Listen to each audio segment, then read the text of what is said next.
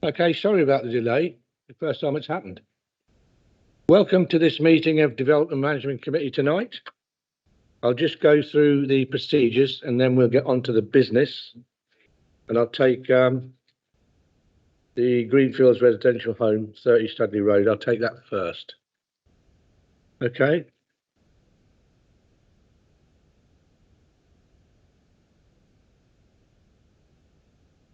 It's got this.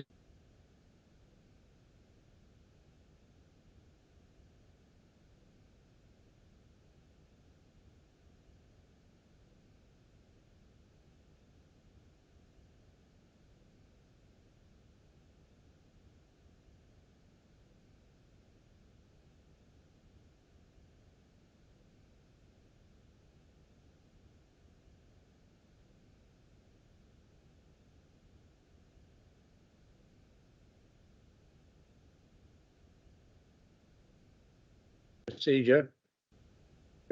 The council chamber, turn left, follow the green emergency exit signage to the main town hall entrance and proceed to the assembly point at St George's Square. Are there any apologies tonight? None that I'm aware of, Chair. The minutes of the 24th. Yeah, apologies from Councillor Franks. Okay. Duly noted.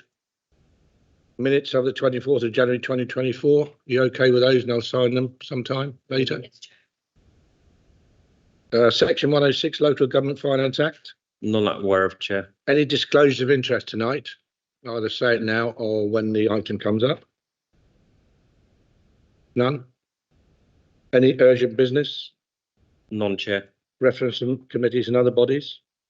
Okay, none, Chair. So we'll go straight on to page 31. That's Greenfields Residential Home, 30 Studley Road. Good evening, Chair and members. The current application is subject to a written update with seeking minor revisions to the wording of conditions 5 and 9. 8 neighbours were notified and a site notice displayed, resulting in 15 representations plus a petition received objecting to the proposal and 4 letters of support received in favour of the scheme. The summary of the comments received is provided in Appendix 3 of the report. It has also been brought to my attention that the right to speak letters initially sent to the neighbours did not have the committee date on them. However, this was rectified quickly with further letters sent the next day showing the committee date.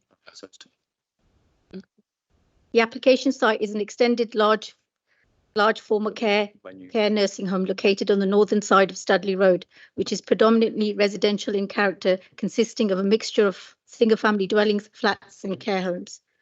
From the submitted information, it appears that the site has been used as a rapid resettlement facility since 2019 to house the homeless. The current application is seeking planning permission to change the use of the existing building from a Class C2 care home to a sui generic use to provide temporary supported accommodation for the homeless with associated works involving the internal changes to the layout, alterations to fenestration, and erection of an ancillary detached office space meeting room in the rear garden. The proposal would provide 23 self-contained units of accommodation over 3 floors with 24-hour staffed care. There would be a reception and office area in the main building, as well as communal kitchen, dining area and a laundry room. The proposed detached office would be a prefabricated building that would be used during the day for training, group sessions or one-to-one meetings. Although there is no specific policy provision dealing with temporary supported accommodation within the adopted local plan, as set out in paragraphs 18 and 19 of the report, both the local plan and the updated housing strategy clearly highlight the local need for this type of facility within the borough. The aim of the proposal is to provide affordable and independent accommodation to a group of individuals who are not considered to be a priority in terms of their housing needs. By creating individual units, it results in the target group being able to live independently, which is one of the key aims within the Luton housing strategy. Temporary supported accommodation aims to support individuals who may be going through a period of transition with support in relation to recovery and developing daily living skills by providing educational, vocational training, counselling and services and bespoke support to the individuals within the scheme. The 24-month, 2-year period allows for a more extended period of support and transition, increasing chances of successfully securing more permanent accommodation. This is a unique form of housing tenure, very different to a conventional housing in use class C3. This form of accommodation meets a very specific and targeted need and would fall within a sui generic use class. The proposal would result in the loss of a C2 care home. However, this loss is not deemed to result in the loss of a use for which there is a recognised local need, as C-class uses are not considered community facilities within the current adopted local plan. Furthermore, the 2016 planning permission for the care home to be converted into a Class C1 hotel means that the principle of the loss of the care home on the site has already been accepted in planning terms. The provision of temporary supported accommodation would address an identified local housing need and would meet the objectives of the Luton housing strategy. It would help resolve the problems faced by the people in Luton that struggle to access suitable accommodation. Therefore, the overriding need within the borough for this type of accommodation outweighs the loss of the care home. On that basis, the principle of the development is considered acceptable. With regard to the impact on the character of the area, the proposed external changes involve the provision of a detached prefab building in the rear garden and changes to fenestration details, which would have no adverse effect on the appearance of the street scene as set out in paragraph 26 to 27 of the report. The main consideration is the impact of the proposed use on the character of the area. As discussed in the report, considerable number of objections have been received from local residents on the impact of the existing facility operated by the applicant on site, which has been housing vulnerable homeless residents on a short-term basis that has resulted in antisocial behaviour that the residents feel has impacted negatively on the character of the area and the amenities of the adjoining occupiers. The concern is that the current scheme would continue this negative impact on the character of the area. The current proposal is seeking to provide 23 single occupancy temporary residential units with 24-hour care 7 days a week. The facility would be supported with a total of 8 staff working on a shift pattern over the course of the day, ranging from morning to night, including admin and a support manager. It's clear that the proposed use would generate additional comings and goings that would lead to a rise in activity within the road, and that would have some impact on the character of the area. However, given the diverse character of the road, which includes single-family dwellings, flats and other care homes, means that it already experienced high level of activity. The site has also in the past been used as a care nursing home for up to 32 residents with carers and nursing staff that worked on shift patterns, which would have also generated increased comings and goings to the site, meaning resulting in the activities associated with the proposed use not being too dissimilar to or out of keeping with the previous lawful use of the site or the wider character of the road. In addition, the site has also had permission granted in 2016 for a 25-bed C1 hotel, which would have also generated high level of comings and goings to the site. As a result of the foregoing, whilst the proposal would have an impact on the character of the area, on balance, given the previous use of the site and the existing diversity of residential uses, it would be difficult to sustain a refusal based on the increased activity associated with the use and its impact on the character of the area.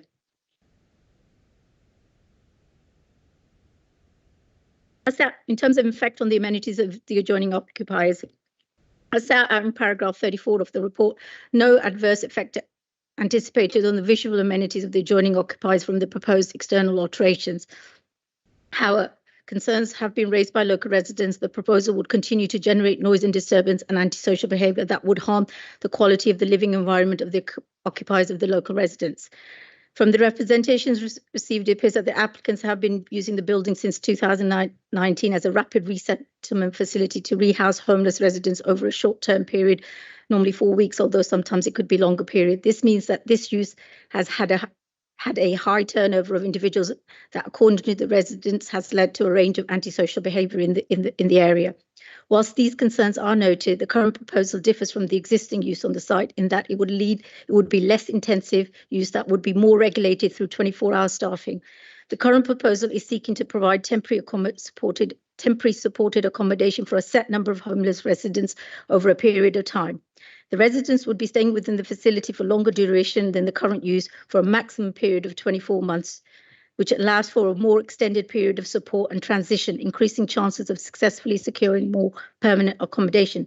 The longer duration means that there would be less turnover of people within the building, reducing the potential for increased noise and disturbance. In addition, the current proposal would also have 24-hour staffing over 7 days a week, ensuring more support and management of the residents to limit any potential issues that may arise from the conduct of the residents. A detailed operational management plan has been submitted with the application outlining a holistic approach to support residents to improve inclusion within the community through the provision of education, employment, meaningful activities and finance management, as well as access to health services.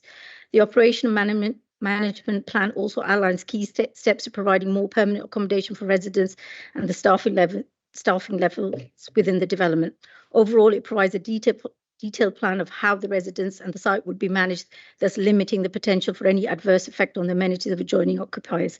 On the basis of the foregoing and given the operation management plan, the proposal on balance is not considered to materially harm the amenities of the adjoining occupiers to warrant a reason for refusal. With respect to the living environment created, as set out in paragraph 40 to 44 of the report, the overall living environment created for future occupiers is considered acceptable.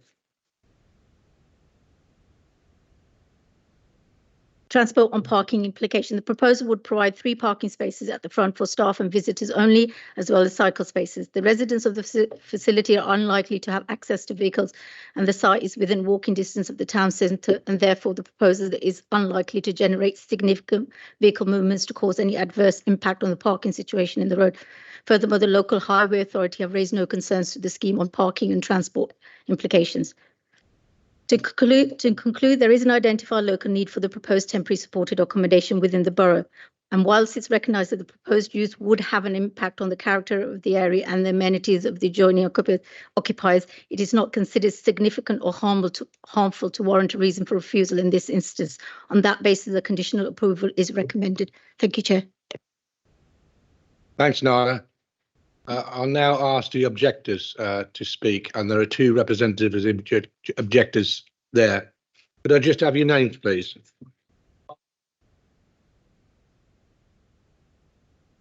Sorry, we 2 would speak.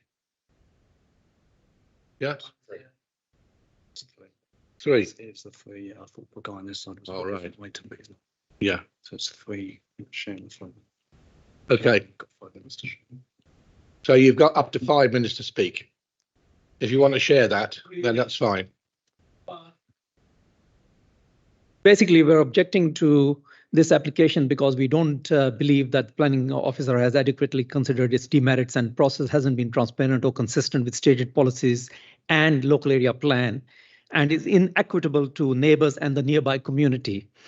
Our legitimate concerns are it's overbearing, out of character. It was an understatement to say that it's not out of character. It is highly out of character, and its intended use, change of use, introduces disproportionate number of single people without community ties who will exacerbate ward demographics, adversely impact already stressed essential services, and destroy the community cohesion.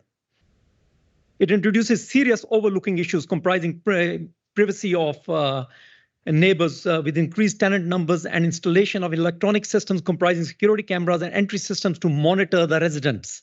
Quite rightly, these will inevitably also intrude on the neighbors, along with increased out-of-hour traffic in a family-oriented residential street, precipitating more tensions with the local community. There's been a lack of any serious assessment. Despite what we heard, right, we can disagree and rebut every single point that has been presented. Biscot is a very deprived ward with a population of 16,624 in a tiny area of 1.472 square kilometers and population density of 11,291. Only probably Gaza exceeds it. With high levels of poverty, suffering severe housing shortages for young families, lack of adult social care facilities, and immense pressure on public services, planning can't seriously ignore all of this and introduce a facility like this to take the area beyond breaking point. Approval would potentially create a cluster of such facilities nearby, 3 of them, in a very small area, and it's akin to social engineering. turning this area into a loot and dump for individuals with antisocial tendencies and history. Why can't such facilities be equitably spread across Luton? Why not in Birmingham? Furthermore, the change of this use is contrary to Council's Pledge 2040 agenda for alleviating poverty and even ignores the community's urgent and dire need for family housing comprising minimum 2-bedroom flats. Has Section 106, provision been taken into account? No. It seems that commercial interests of Key Stage, a profit-making business, are being furthered at the expense of already highly stressed local community. We have acute housing shortage in the area, and this doesn't address it. Currently, the area is composed of large, close-knit families of different ethnicities, mainly Asian, with young school-going children. Introduction of single residents, 70% of them referred from outside Luton, even with less complex problems, has already exacerbated deprivation, increased burden on local GP services, and generated an unreported crime wave, which is severely damaging the community cohesion. This approval would worsen already deteriorating situation in the area. Furthermore, proposed tenants are a natural fit for the demographic profile of this ward, and there are serious concerns about their adequate management. Where the hell is the operational management plan? We haven't had a sight of it. We have heard about it, but when we looked, right, we did not find sight of it, and we need a serious perusal of that, right, and analysis of it, because we disagree with most of what is being said. We want sight of that operational management plan that hasn't been forthcoming, not at least for us. There are serious concerns about adequate management during tenancy periods of these potential antisocial behavior. A standard tenancy agreement won't cover the risks that tenants would pose to the local community.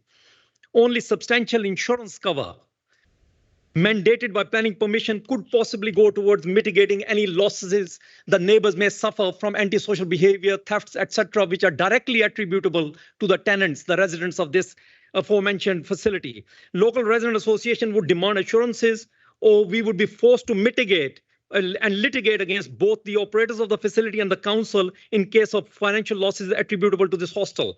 Biscot has already been deprived of local swimming facilities.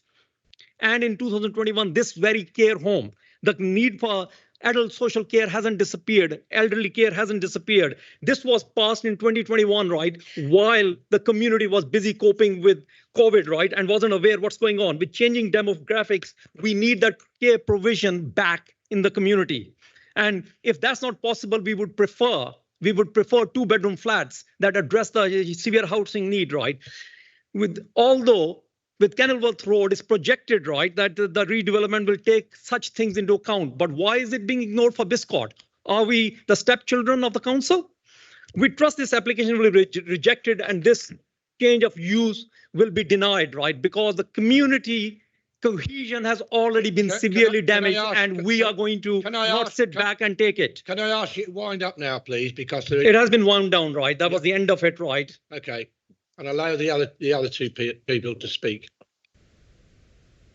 My name is Mohammed Nazir. I live at 28 Studley Road. My name is Mohammed Nazir. I live at 28 Studley Road, immediate neighbour of 30 Studley Road. I and many other residents object to the planning application for the following reasons. What the residents have gone through for the last 4 to 5 years has been traumatic, to say the least. The management has been appalling and, in our eyes, failed to attend to the needs of the candidates. These are some of the experiences we've had. Heroin needles dumped by candidates of 30 Studley Road in kids' playing areas around the back of Progress House, which is the house, the flats across 30 Studley Road. Sheds broken into, bikes stolen.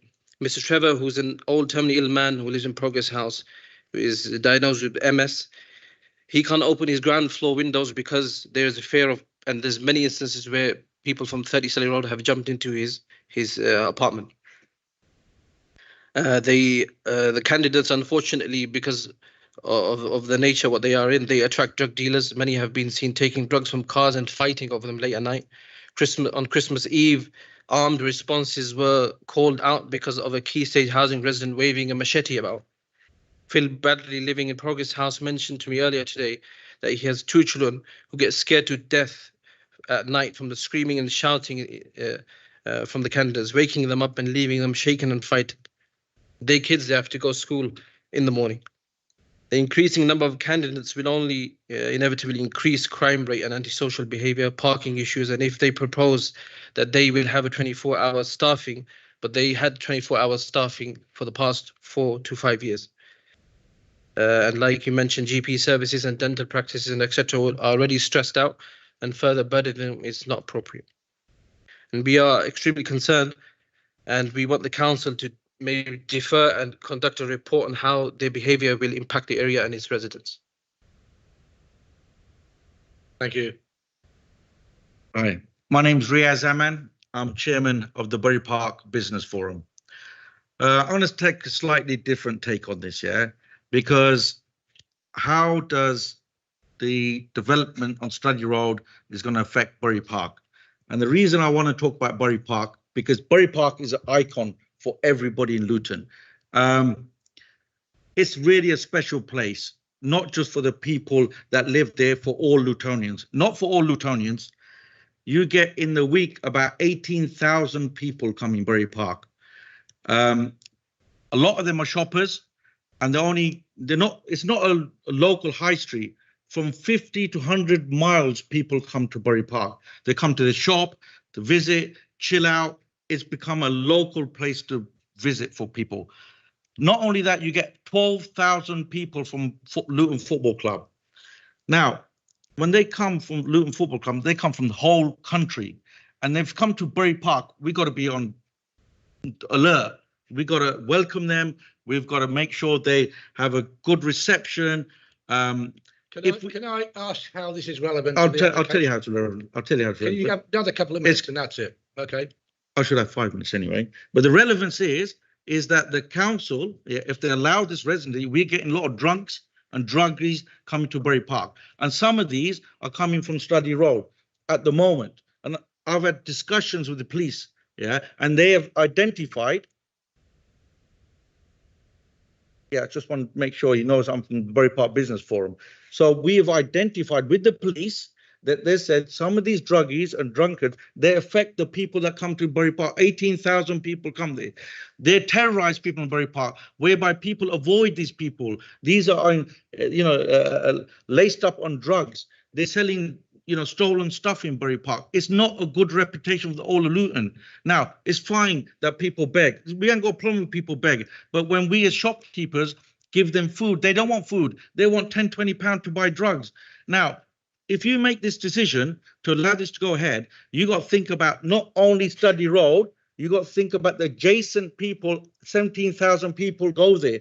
Now, Sky TV reports it every week that our games. Now, if one of these junkies, druggies, meets Gary Neville and gives it. Can I stop you there now, Yeah, go on. please? Because I've heard enough. It's not really relevant to the application. It's relevant to the area. Yeah, but what happens on Study Road is relevant to you, the council. I don't want any cross-examination. This is not a public meeting. This is the meeting of Development Management Committee tonight to make a decision on this application. So if something happens in Bury Park, Luton Borough Council will have to take the rep. If something happens, I'm telling you, if something happens to Gary Neville. Can you stop now, please? And I'll ask the applicant to come forward. Yeah, you want to come in? Thank you, Chairman. Some of you may or may not have seen, I did have a discussion with the 3 speakers earlier in relation to the Right to Speak scheme. The Right to Speak scheme does say 5 minutes. The chairman's clearly used his discretion to allow more time, and in fact, you've had 10 minutes and 6 seconds. So I believe the chairman is going to invite the applicant to speak, and will give exactly the same amount of time if they wish to use it. Thank you. Hey, if you let the applicant come forward. Oh, He may well wish to answer some of those queries that you've raised. I'll need to start, I'm sure.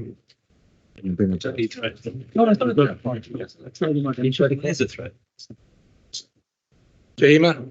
Sorry. Your phone. Dave, as the ward councillor, do I have permission to speak, please? You should have registered your right to speak before the meeting. Unfortunately, I received it quite late, but I had been in contact with the officers previously, and maybe it's an assumption on my part. I will keep it very short, I promise. If you're allowing the ward council to speak, they should go before the applicant. Yeah. Okay, then. I will allow you to speak. Would you like me to speak now or after everybody's I don't spoken? want to prevent a ward councillor from speaking, but I'd let you speak now, right before the applicant.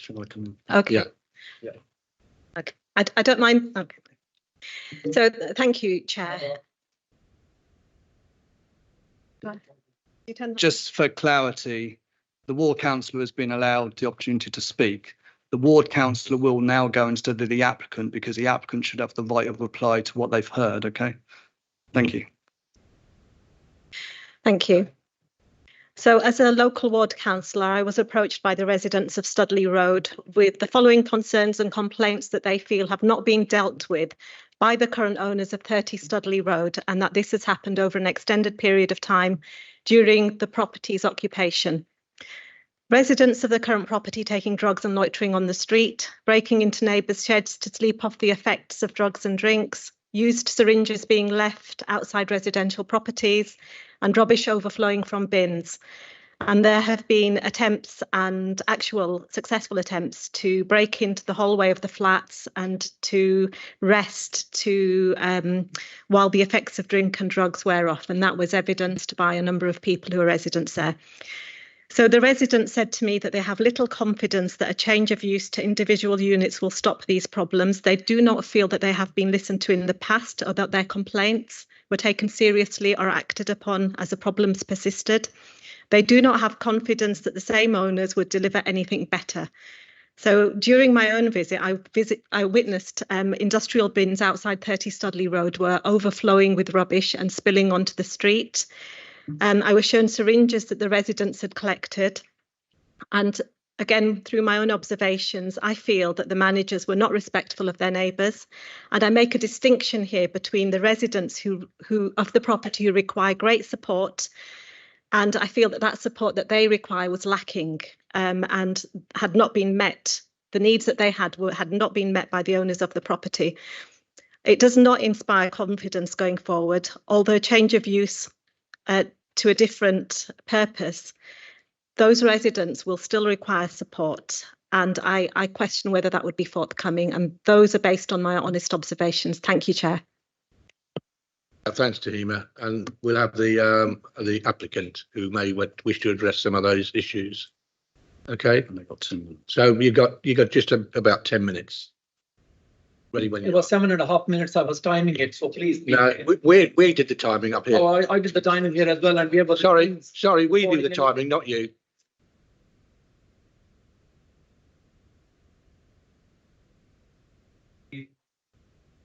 This side. I think it's working.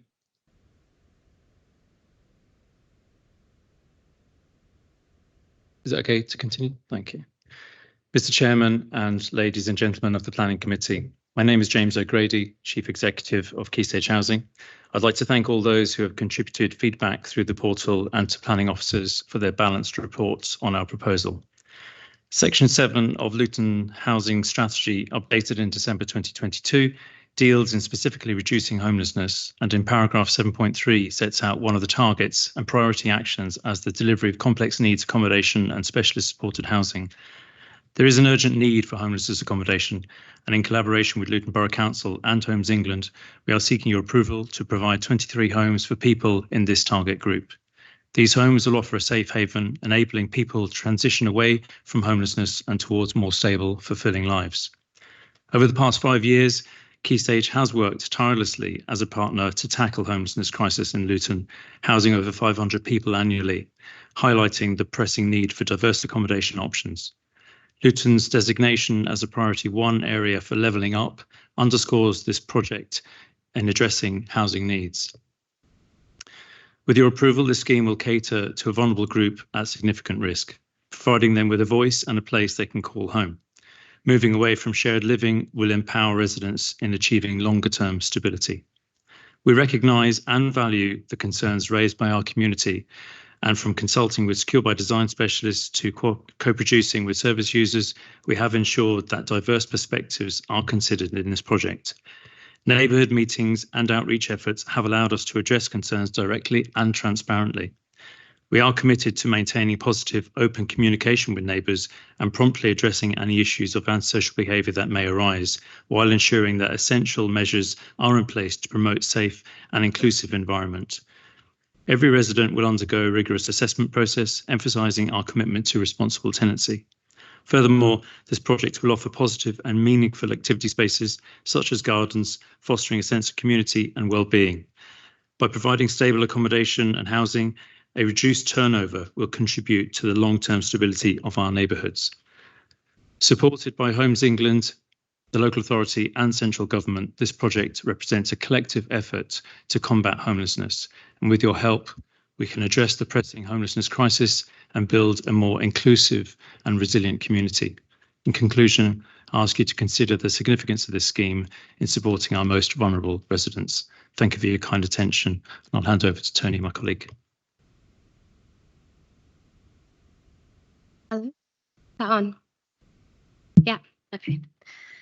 Good evening, my name is Tony Nye. I'm a director at Key Stage Housing, supporting our supported accommodation services in Luton and supporting the wider homeless partnerships in Luton to aim to reduce homelessness through the creation of homes with specialist and personalised support. We do absolutely hear the concerns raised by the community, and we know that there needs to be a new approach to develop support to this group that face exclusion and continuously revolve around the homelessness cycle. Homelessness is complex. There's a significant need for a core group of individuals who've been unable to thrive in the current accommodation models and have experienced deep social exclusion and as such multiple exclusion homelessness. Most adults facing this face significant increase of serious abuse, exploitation and neglect, as well as an escalation of their health and care needs and a reduction to their life expectancy. We learnt that 47% of placements last year at Studley Road were considered to have experience of multiple exclusion homelessness. Just a bit of a reflection, when we first started to support Luton with its rough sleeping initiative, the cohort of people who were rough sleeping were predominantly European migrants that needed to come in and have assessment. Since COVID, that's reduced significantly, and the rough sleeping group and the homelessness group now are showing to us that they face many challenges, and that is a big reflection in terms of providing a rapid resettlement scheme and a huge approach to create homes. So this approach has been well considered and planned, involving our partners, co-production with those who have lived in supported accommodations, including ours. When we announced our plans to close the current service at Studley Road, it came as a shock to partners and those who use the services. We know change can be difficult, but we agree that a change is necessary and we want to be part of that change. We want to create a place to live which fosters a sense of value, belief, inclusion and community, which a home contributes so much to. And the provision that we've been providing has been a short-term solution aimed to move people through a pathway and away from homelessness. We've provided 958 placements in that service over the 4 years, but we know that it's becoming more and more difficult to find places for people to live where they can seek support in the pathway. Over the last few years, we've been working alongside professionals in Luton to work together to build teams and services around the person, to provide all avenues of support available to both empower and protect individuals, but to also empower change and progress for individuals and for our community. We know that housing is one part of the puzzle and often the most challenging aspect. Up to date this month, we've had 91 referrals for housing, and we know in the supported accommodation pathway there's around 9 spaces. It's often the most challenging aspect, but we have the choice to create a provision of high quality supported housing, to provide people with their own place to call a home, their own front door to lock at night, and a secure place to live, giving the best opportunity to people who have experienced homelessness and exclusion many times, and the opportunity to exit the cycle and enjoy meaningful lives in their communities. I just wanted to highlight a couple of responses in terms of some of the feedback tonight. We have really considered this model, and part of our process has been around bringing teams around a person. We know that can be challenging in terms of healthcare, adult social care, but I think Luton is a much stronger position now. We have consideration panels, high risk panels. Solutions are being sought for people that face these challenges, and we are part of that solution. But we agree we need to de-intensify the use at Studley Road so that people live there longer, so that we can maintain their homes with them, and we can provide a longer term solution for them in the future. Thank you for allowing me to speak.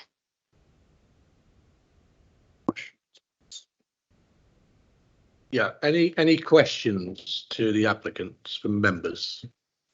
Yeah. Go on, Ali, you go first. Thank you, Chair. So my question relates to the floor space and whether it meets the national standards. That's it really. Thank you. So the way this has been designed is that a lot of the people that we work with and have worked with over a period of time, and from their feedback, there's a range of different size floor plans here on this project, and that relates to the ability of individuals to sustain their own home. So some of those smaller places allow individuals to be able to sustain that space more than they would if it was of a different size. So that's the experience we've learned from. We've taken that from other areas in London, for instance, Cambridge, and having that as a cohesive way of working with, allowing someone to be able to manage their own home. Sorry, Chair, can I ask a follow-up Yes, supplementary? So, sorry, I didn't understand. So does it meet the national standard or not? For which area of planning are you talking about? The floor space. For which area of planning? This is a sui generis application. Both, I guess. Yeah, both. Sui generis means it's of its own nature.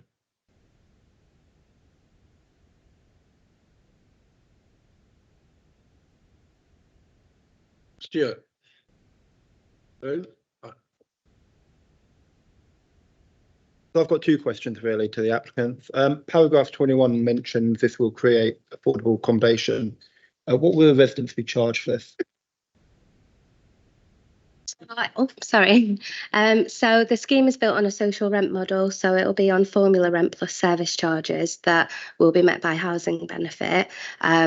Is much more affordable than exempt accommodation rates as it is right now, but the build will be looking at economic utilities, so tenants will have their own meters that they can manage in terms of managing their utilities rather than a blanket personal contribution, which we believe will work. As we've moved people into their own flats, they've really struggled with managing utilities outside of the supported housing system. So I can't give you kind of a blanket answer in terms of that. There'll be a contribution to their council tax, but utilities they'll be supported to manage that. Second question regards paragraph 36. I fully sympathise with the residents about the increase in crime, and frankly, something does have to be done about it. Do you have policies in place to expel those residents who commit crimes and antisocial behaviour within the area? Yeah, so we run with so generally people are on licence agreements through the process, which means that we can review our offer to them should there be any criminal activity. We also work with the local policing teams and local probation teams. So it depends on the severity of it. So we have an interventions panel that take that decision. If it's an extreme crime, straight away we will look to remove that person from the project, but we'll work alongside the police and statutory services to do that. So minor statutory crimes such as, I don't know, littering and drug usage. Yeah. How many times does the resident have to be caught to be expelled? In terms of in the local area? Within yeah. So when somebody signs up for a supported accommodation with us, they sign a conditional agreement relating to antisocial behaviour. So if we're made aware that further down the road there are concerns relating to that person, and again, rather than 200 people coming through a year, you've got they're there to embed in their community, so they're very, very visible. So we would initially set a conditional framework with an acceptable behaviour agreement, but if that continues, then we would look to prevent them to an alternative scheme or look to remove their offer. Just to follow up from that, really. So there's no real set boundaries. There's not 3 strikes and you're out sort of rule. So in terms of the severity, so if there's violence or aggression, depending on the severity of it, it would be 1 warning. In terms of antisocial behaviour, we do take that seriously, and we have removed people from placements immediately and prevented them to somewhere else or closed them. So in terms of most hostels and providers do 3 rules and 3 strikes and you're out, but we want to work on motivation. So it's an acceptable behaviour agreement first. If that person isn't engaging with that, then we would look to reconsider straight away.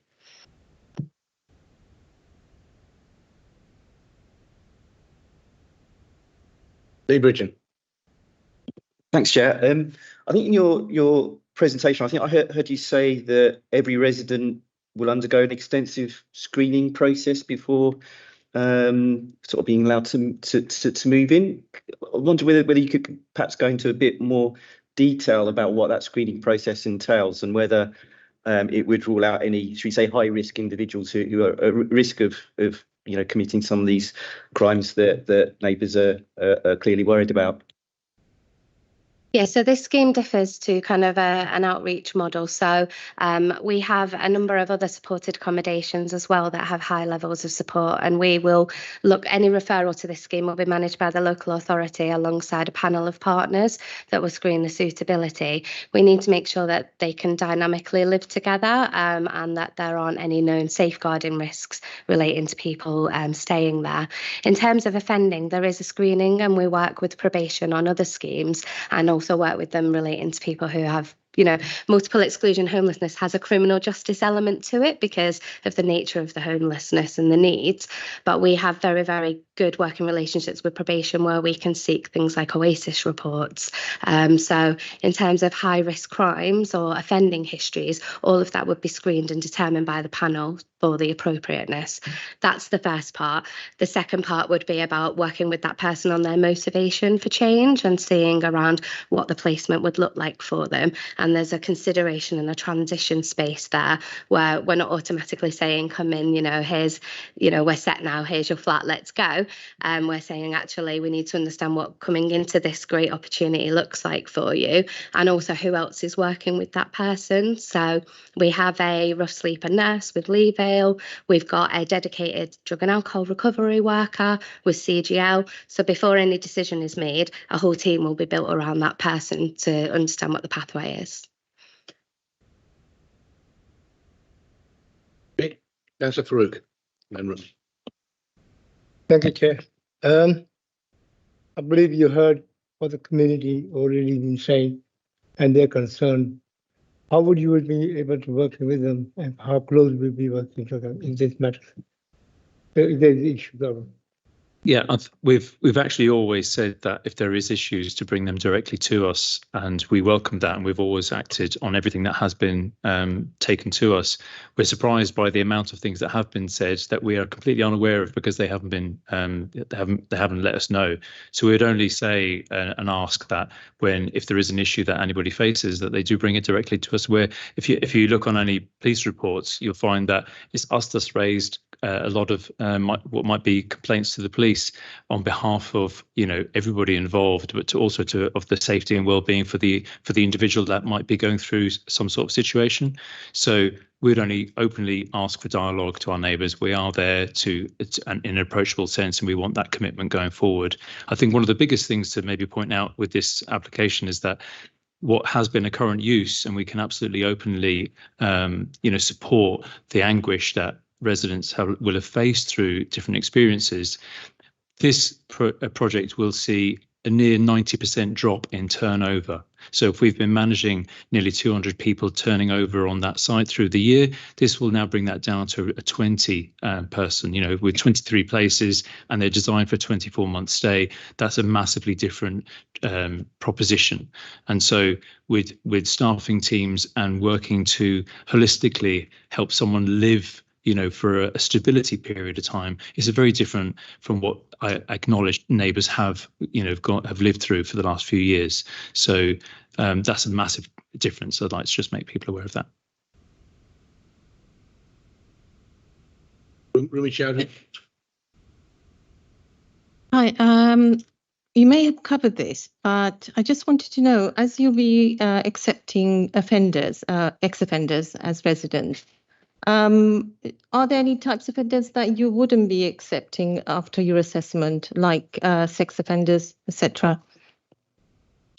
Yeah, so this is a mixed use scheme. So we have female and males living in this scheme. So in terms of, we have other schemes that can work with people with different levels of offending. So high risk offenders wouldn't, be considered, and likelihood would be that they wouldn't be accepted. We need to make sure that women can live in this service safely alongside men as well. Right, okay. And another thing that my colleague here mentioned, in terms of engagement with the community, obviously feelings are quite high at the moment. Going forward, if you do get the license granted, how do you intend to work with the community to get them on board? Because in terms of getting the residents feel a part of the community, etc., the local community needs to be involved with that, don't they? 100%. I think that, depending on the determination from here, or irregardless, the service that's at Studley Road is going to be closing, and we need to discuss with our neighbours what that looks like.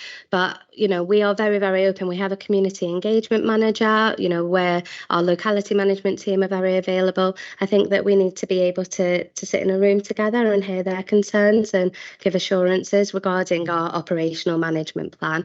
And if there is anything that they want us to consider, then take that consideration really, really strongly. But that hasn't worked so far, has it? Obviously you must have community engagement officers at the moment, and it seems it hasn't worked so far. So, what are you going to be doing differently going forward?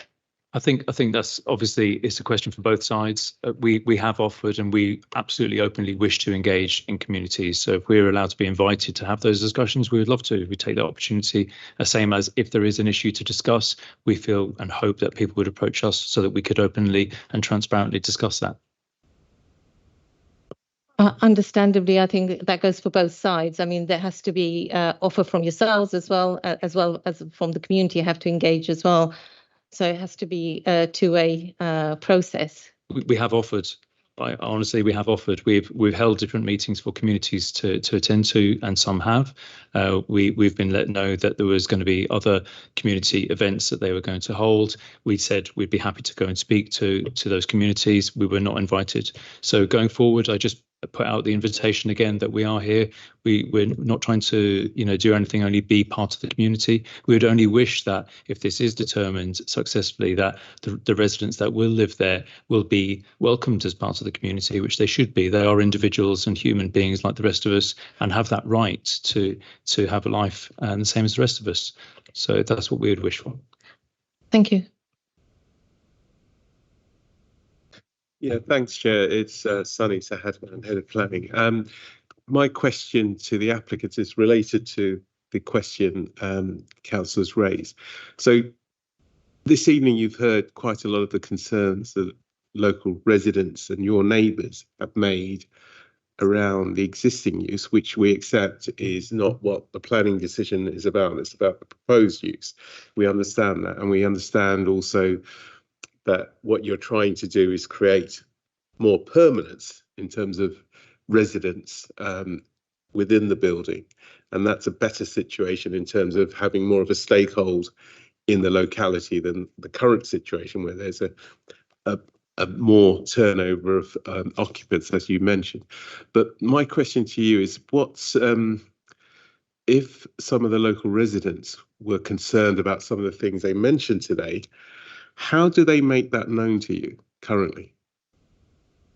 So we've always had a site manager in a facility, and that would be the same going forward. So under the proposal, there'd be 24-hour staffing. So we've always given phone numbers, means of contact for neighbours to get in contact and to dialogue. So whether it's in a physical person that wants to approach or get in contact through our website, there's a number of different ways that has been let known to direct neighbours and the area.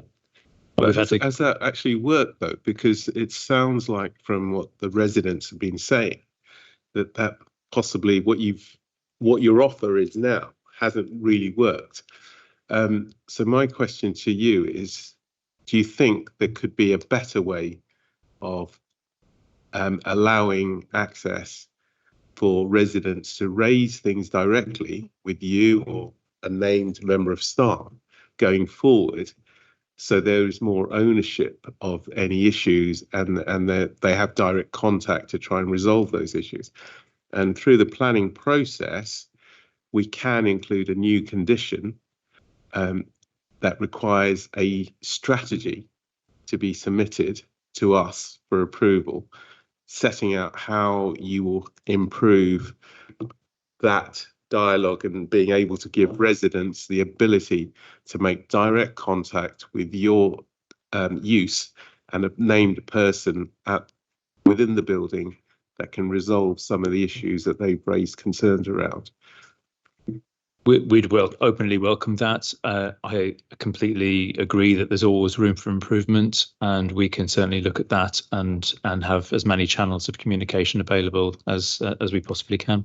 Yeah, I think we need to create a structure of communication that means that so the service in its design will have a service manager, but it will also have a locality management team that are in the service weekly as well. I think ahead of any service opening, we can absolutely agree modes of communication, but also structured sessions. We have tried that before where we've seen concerns and we've asked the neighbourhood teams to come out and the police have come out, but we haven't been successful at bringing everyone together to understand the full extent of those concerns and what every agency will do around that as well. So I think we need to set that as a principle that, you know, depending, you know, even quarterly, with the ability to understand the scheme, meet the manager, meet the team, know that it's a structured team that's within there, and be able to call if there is a concern. We want to know about concerns. It helps us help the person as well.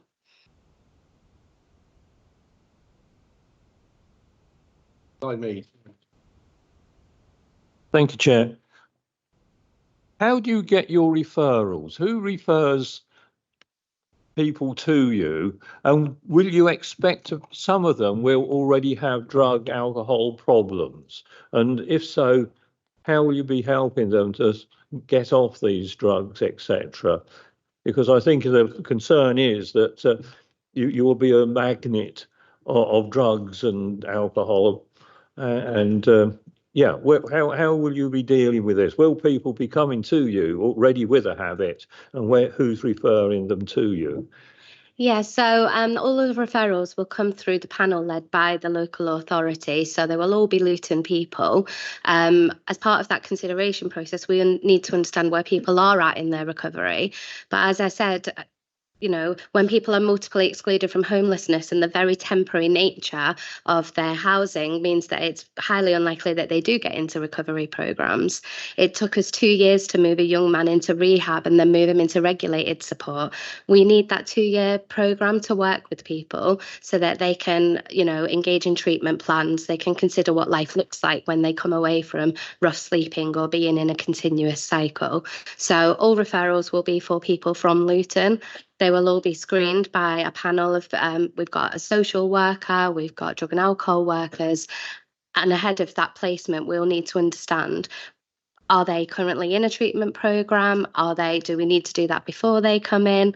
You know, I'm not going to tell you that people who are rough sleeping and have this continuous exclusion from homelessness will not have the difficulties that you describe, but we can be very, very successful when we can give people a longer term placement without sharing facilities with other people to get those interventions to where they are.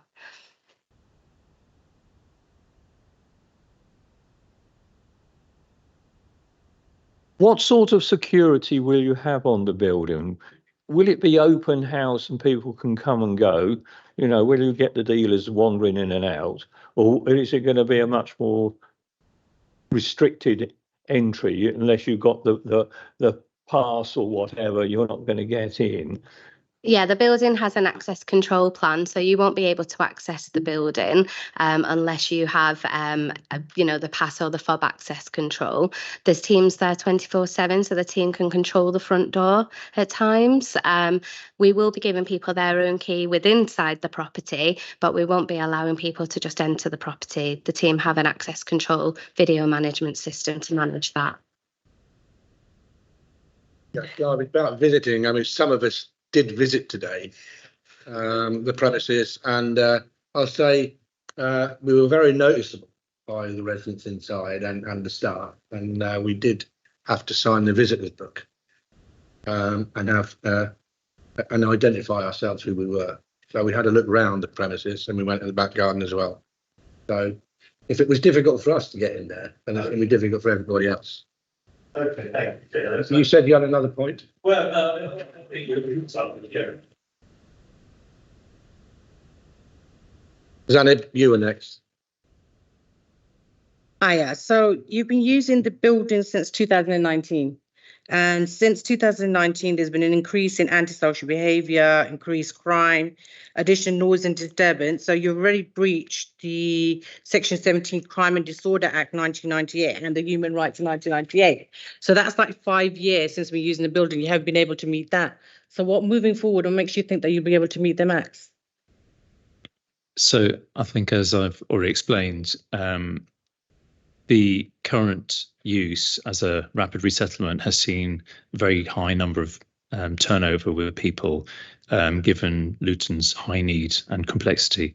And those individuals deserve the support and the support of the local authority, as well as housing teams, mental health teams, adult social care teams. So it's a very complex arena. And while we could be talking about how that gets managed, the biggest difference with this proposal will be the amount of turnover change, and that will drop by 90% compared to what has been currently working there through the last few years. That's a significant difference. Our approaches will change on the back of that because there will be more time per person against staffing teams. Then the ability for people to sustain their living, sustainably longer in a place represents their ability, their own desire to have a home, because it will be their own front door key. Currently, it's designed to be a 28-day stay. It's very temporary. And even though this is a temporary in nature application, it's for a 24-month stay by design. So it allows someone that the only reason that they're going to be able to be offered that placement is because they already have a good understanding of what that home is going to mean to them for their life and what they will be buying into in terms of trying to move through the pathway, get the support, get the adult social care if that's the part, if it's mental health teams working with them, if it's drug and alcohol rehabilitation parts, all of those things are the wraparound support that the individual will be able to access by living there in that more stable, longer term place. So there will be, what we've seen locally has been, I must say it's going to have been difficult for neighbours, but it's definitely due to the high nature, turnover and numbers of people that Luton unfortunately is facing.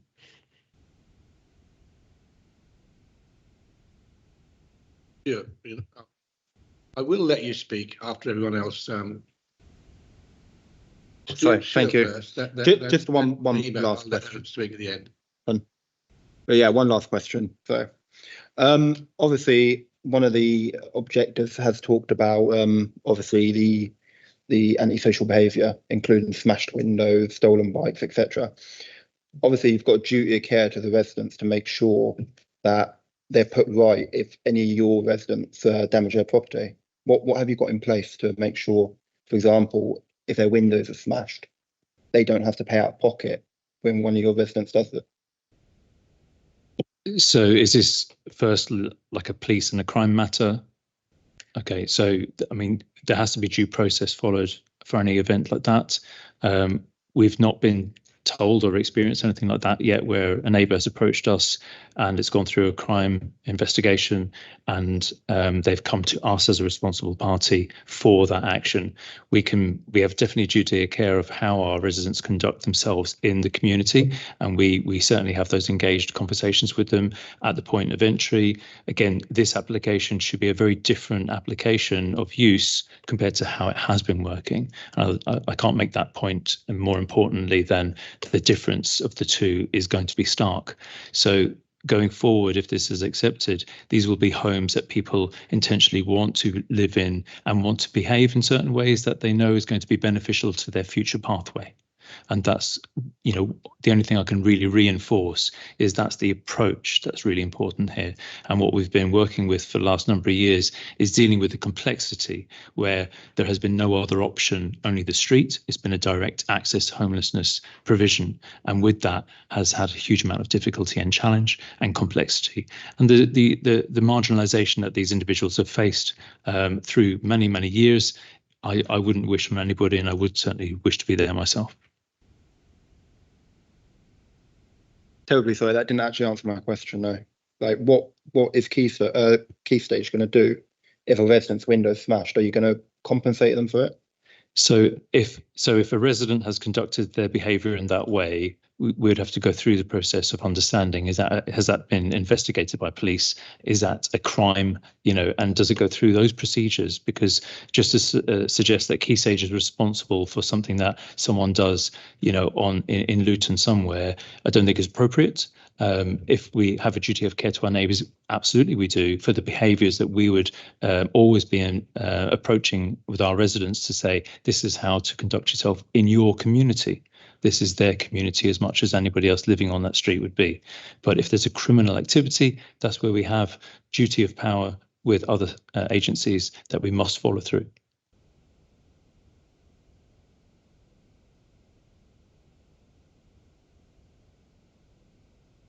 Okay. Tahima. Thank you.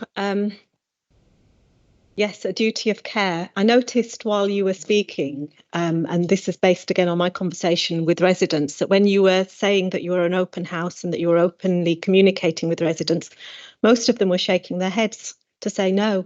When I spoke to them, it was back in summer in July, and they were very angry, as it's demonstrated. They're venting today. So plans look great on paper, but we can only go on history. We can only go on past demonstration of actions, and we can say whatever we like, but we will take into account what we know and what we've seen. And those residents prior to this had greater need. And I believe that they were not challenged when they broke your rules, and I believe they were not fully supported, and they became a nuisance for the local residents. And as a property, that property was not properly cared for, in the sense that the rubbish that I saw on 2 occasions spilling from your bins onto the streets was your responsibility, not the residents' responsibility. So I am quite dubious about what you're saying, because I know what's happened in the past. And I would suggest that we think long and hard, and that if this is to be passed, there have to be some very strong caveats attached to it, because I personally have great sympathy for the residents. Thank you, Chair. Have you met as a ward councillor with the applicants before to complain about any issues that arose? I did. You did? I did, obviously. Obviously, I complained about the rubbish on the streets. And it was, you know, we as a council collected it, as we do. So no, I haven't met with the applicants. I've spoken to you on the phone on a number of occasions. You took it up with the people who were in there at the time, who were managing it. Not that I'm aware of. No. I reported it to Keep Clean, Streets Clean. I reported it to the council. But I believe that the residents had reported it to them, had told them about it, but they also said there was no open door policy. It was hard to communicate with the owners of this property. I don't believe we've ever met, but we have spoken on the phone. One of your managers has spoken to me twice on the phone, and we've had long conversation on 2 occasions. I don't think it was you. No, it was Jane. It was Jane. So I've had 2 very long conversations with the applicant. It was someone in the property. Absolutely, yes. Yeah. Can I just suggest that we did invite you to come in and meet and speak and see how the service worked, but you didn't take up on that offer? I can't recollect off the top of my head, this was quite a long time ago, why that meeting didn't happen, but I do remember it being in my diary, and I don't know why it didn't happen, but that's beside the point. I communicated by phone, like I said, on 2 occasions, and we had a long conversation with your colleagues, and I reported what I needed to report, what I saw on the street. Yeah, and I think on bins day, lots of people's bins get over flooded, waiting to be emptied as well. So I may have photographs because this was a little bit more than being full. This was spilling over. Team, there's getting a bit of a dialogue between yourself and the applicant. I just wondered if there was anything else you wish to say to No. development. No, I think what members of the needs to committee. be said has been said, and I hope you think long and hard about this. Thank you. I know there is a need. I don't blame residents in any way, shape, or form because of the challenges that they experience in their lives. But I think those who put themselves forward as professionals in order to meet their needs should do so in a really robust and, you know, supportive way. Thank. Are there any questions by members to the objectors? You had a question to the objectors. No, not anymore. It's kind of been covered in this dialogue, so. Fine. Yeah. Sorry, you've Chair, I wanted to make a quick correction point. No, sorry, you've already spoken. Access to probation reports? Sorry? Question to the objector. Yes, please, yeah. Did you say that you had access to the probation reports? Yeah, sorry. No, examination. Well, this is the point of order, right? Not. There's no point of order. No points of order tonight. Babatunde, you had a question. I disagree with you, right? This is quite important. Yeah, I'm in the chair tonight. I'm controlling the meeting, not you. Can I ask a question? No, it's sorry. just an opportunity for you to respond to me now. It's a question to the objector, so you can respond. It's an opportunity for you. And it's just while the officer was reeling out the reports, she mentioned that there's been an application that's been through for an hotel. Are you aware of that? Sorry, I can't hear. Not for the applicant. Are you in the past? He says there's been, if I'm right, he says it's been passed for an hotel. I don't know if the objectors are aware that that's been passed in the past for that particular building. What has been passed, sorry? I couldn't hear the question. So are you aware that that's this same building that they applied for to convert to C2 or C2 to C1 or C1 to C2 has been approved in the past for an hotel? No, we're not. Well, the council failed to actually. You have to mic. Yeah, you have the applicant.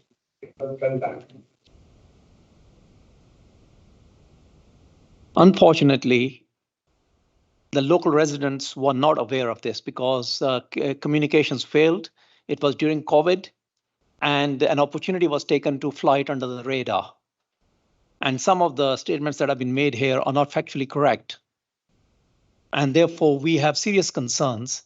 So you were asked, right, that the initial application to turn it into a short stay hostel, no, it was not communicated to the residents, right, appropriately and sufficiently for them to make their representations or objections. So it is ab initio, right, is defective. It should have never been granted in the first place. And now we have something that a pyramid that is being built on top of those foundations, and the community is, dreading this because it is going to directly affect them. So, if they're offenders, we've got no idea what type of offenders. You've answered the question. Yes. You've answered the question. Thank you very much. And at one point, right, we are a little bit alarmed, right, that probation reports are available to them because they shouldn't be. You've answered the question. Thank you very much. Any further questions to the objectors?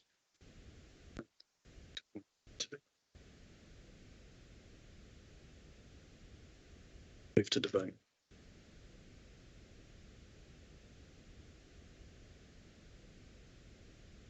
The questions to the planning officer. Question to the objectors, please. Okay, yeah. I just wanted to ask you, obviously you said all along you've had concerns regarding the residents in the establishment at the moment. How have you raised those concerns so far?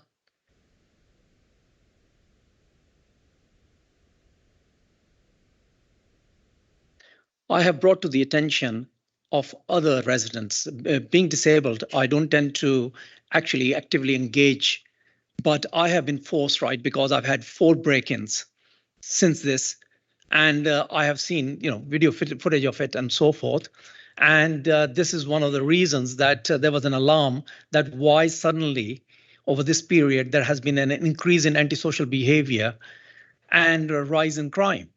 And therefore, I reached out to the other residents in the area. We used to have a very active resident association called LARA. Unfortunately, because of COVID and other reasons, it was no longer actively, communicating, etc. So although I did convey my concerns and, expected them to be conveyed, we weren't aware at all.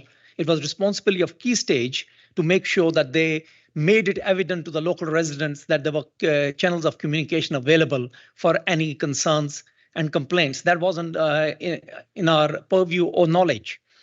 But did you report it to the police? Well,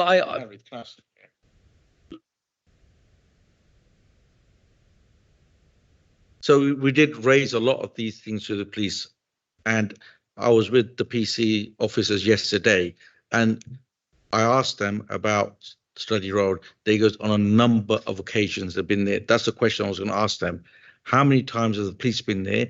They've told me they've been there a number of times, and not all the time, but there's a lot of incidents in Bury Park that come from there. So my question was to you, where are the police today? No, I think you have to answer my question. You can't ask. My question is, where are the police? Because the police will add to this, to you guys. Can I ask, you're not asking the questions, you're answering the questions. So my answer to your question, the police were told, they've got reports, about what's going on there. And they've got crime numbers. Yeah. From us and them going there, and them visiting, and what report they made. I'm about to go home and report another one because 2 items, lawnmower and hedge trimmer, was stolen early this morning. So if you're asking me, haven't had the time to report that one, but from now we are endeavoring to record every single incident. And to be more precise, right, let me give you a little background why people are reluctant to report. Since 2019, no burglary has been solved in England. So people are reluctant to report. I don't want statements. It was just answers to questions. Okay. Stuart. Thank you. So obviously you're all lifelong residents of that area. You've lived there for a long time. What sort of crime have you seen increase before and after? I suppose it's anecdotal, but. So in this last year, there's a lot of harassment of people in that area. So they would harass people, threaten people, and it's a wider thing, but it's coming from some of it, not all of it. Some of it's coming from 30 Study Road, So they harass people, They're not beggars. Look, Hazel Simmons said yesterday, like you're answering that question, what sort of examples are these? Luton is a third city that gives charity, but we don't mind giving charity. But when they ask for money, if we say to them, look, we'll give you food, they'll harass us. They'll threaten us. That's the type of situation we're getting. Just a quick follow-up. So, over that period of time, have you seen any particular crime increase significantly? Is it, antisocial? Seen increase in drug dealing, substantial increase. As far as the alleyway between Lansdowne and Marlborough, increase in offers to buy things, sell you things. Being a disabled person, somebody tried to sell me a walking stick on Studley Road. I no longer walk up Studley Road to visit my friends because of this particular facility. And I noticed a difference, right? As I said, I don't get out much. And despite that, virtually every time I have had the misfortune of walking down the alleyway between Lansdowne and Marlborough, there has been either, loitering or, drug use, or even, in one instance, somebody who was shacked up there for a couple of days. So there has been a dramatic increase in the area now.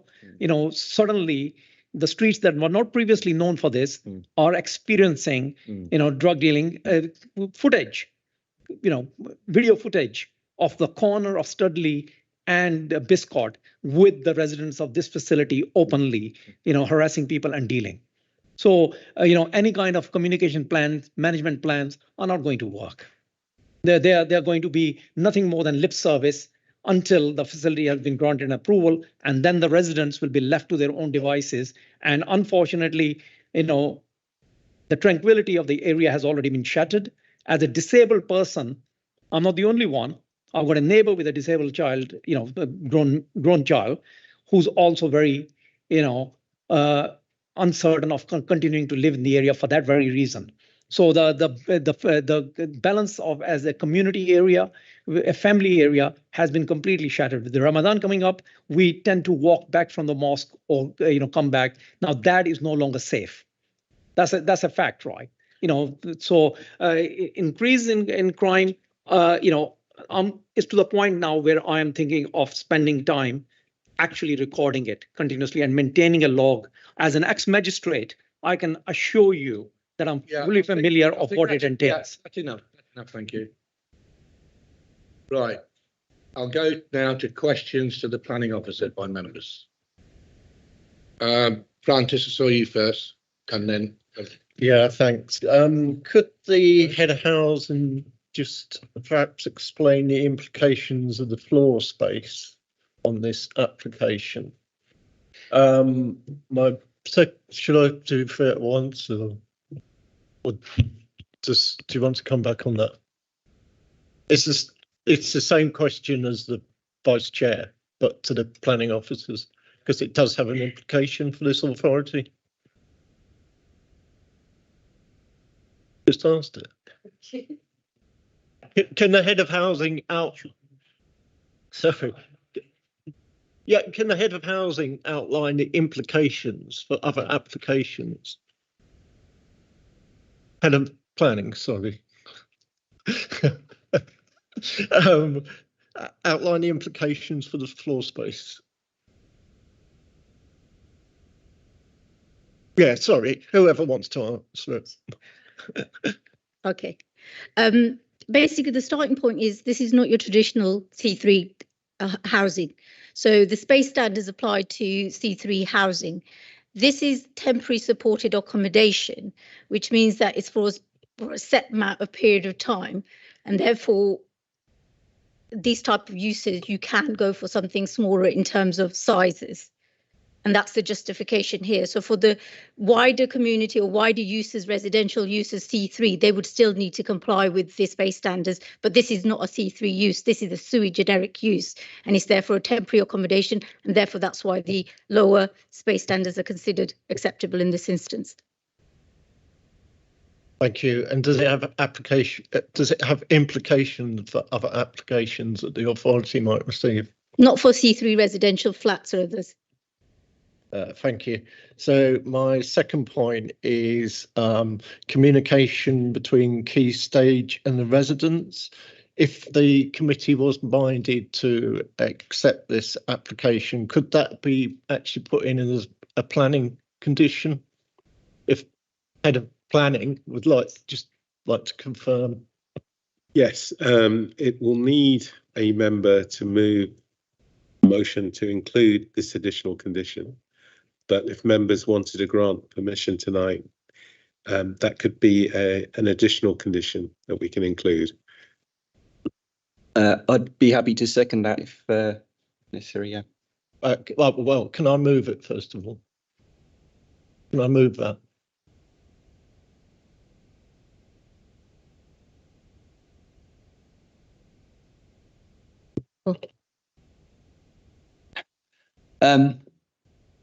When the chairman moves the recommendation, he will include that condition as part of that, unless members are so unhappy with its inclusion, which from the nods, I don't think is the case. Okay, thank you. No, I've got one more brief one. Sorry, we've had this issue before in these reports. The ward affected, if we can get that correct, because we've let the ward councillor speak, but she doesn't represent Dallow. Yeah, I corrected it in the written update. Okay, but it does say on the main. Yeah. Okay, sorry. Sorry to bring that up, but it does say on the main report it's in Dallow, and we've had this issue previously. They do get errors, but we managed to get the correct ward councillors tonight. Who was next? Oh, Alia. I think as a follow-on question to the national floor pace standards, and that a point to be made that it's temporary accommodation, and for me, 2 years doesn't sound temporary. In the new application, it says that they could be there for 2 years. Yes, to me that sounds quite permanent. It doesn't sound temporary, so I'm not satisfied that that meets the national floor space standards. I think that's what they've asked for. I mean, if it's permanent, everyone's going to be living there forever. So I think given what Key Stage are trying to achieve there, that's the maximum period that they require. It doesn't mean that the residents will be living there for that long, that term of period. So for us, in this case, we think 2 years is temporary in planning terms. Okay, can I ask another question? Yes. So one of the objectors made a very valid point about these type of residential areas are always propping up in areas where the demographic, a huge amount of the demographic includes marginalised communities. And they made a very valid point to say that, you know, these applications don't come in places like Birmingham and, you know, the more affluent areas of Luton. So why is that the case? Is there a planning implication on that, or? I mean, it's down to the applicants and their needs and what type of facility they can find. So, you know, obviously Studley Road is a pretty large extended care home. You're not going to find that in Birmingham and other new areas where you've got quite tight housing. So that's not down to planning. That's down to the needs of the applicants and where they can find the site. That's outside our control, I'm afraid.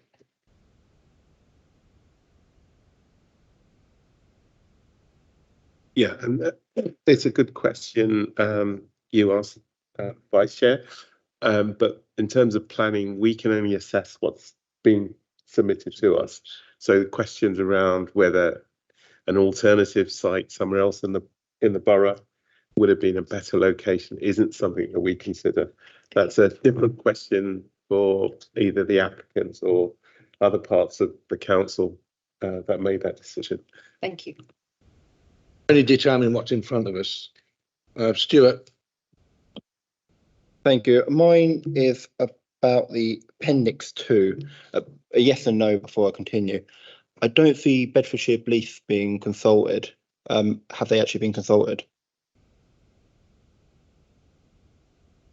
We put a condition on saying, so I think the applicants have been discussing with the Bedfordshire Police through the liaisons, but we've actually put a condition which normally we would put in light of any comments regarding site and security. So there's an actual condition requiring further details to be submitted on the site security. I mean, I just kind of find it astonishing when the residents' main complaints, or one of the residents' main complaints about antisocial behaviour. I find it astonishing, quite appalling actually, that the police haven't been consulted beforehand. I mean, it's shocking.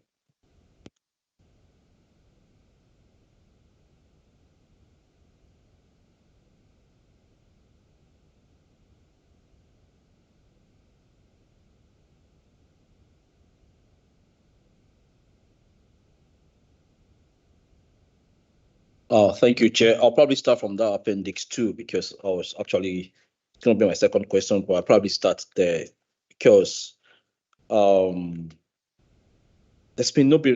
has not been responses anyway received from other agencies that you've asked, and the neighbours there, Bedfordshire Fire and Rescue, who are on the same road, have not responded to. It says no comment to make on the application. Even LBC building control, no response received. Is there any reason why you think there's not been responses? Consult, but at the end of the day, it's down up to the consultees whether to respond back to or comment on the application or not. Don't have any sway to know why there's no response. We just obviously give them 28 days to respond back, and then it's obviously down to them if they want to make any comments on the application. Thank you very much for that. So that clarifies that. So I watched your face dropped when I mentioned about the earlier, I think when the objectors were responding to the application that was granted earlier for a C1 hotel. Yeah. So can you tell us more about it? Was it done in secrecy? Was nobody consulted? Yeah, it was before COVID because it was in 2016. So basically, neighbours would have been consulted on the application. I haven't got it in front of me how many neighbours were consulted, but the application, they would have been consulted and then given an opportunity to comment. I don't think we received that many objections on that application at all. And obviously, in planning terms, it met all the relevant policies of the local plan, was considered acceptable and permitted. That they mentioned it's during COVID 2020. No, You are showing us it. It was 2016 that the application was permitted, 2016 or beginning of 2017, which is obviously pre-COVID, because COVID was like 2020. Thank you. Rumi Chaudhry. Just a question for Naila. You mentioned earlier that because the police haven't responded, there is a condition, planning condition relating to building and security. Just wondering, could antisocial behaviour be included in that as well?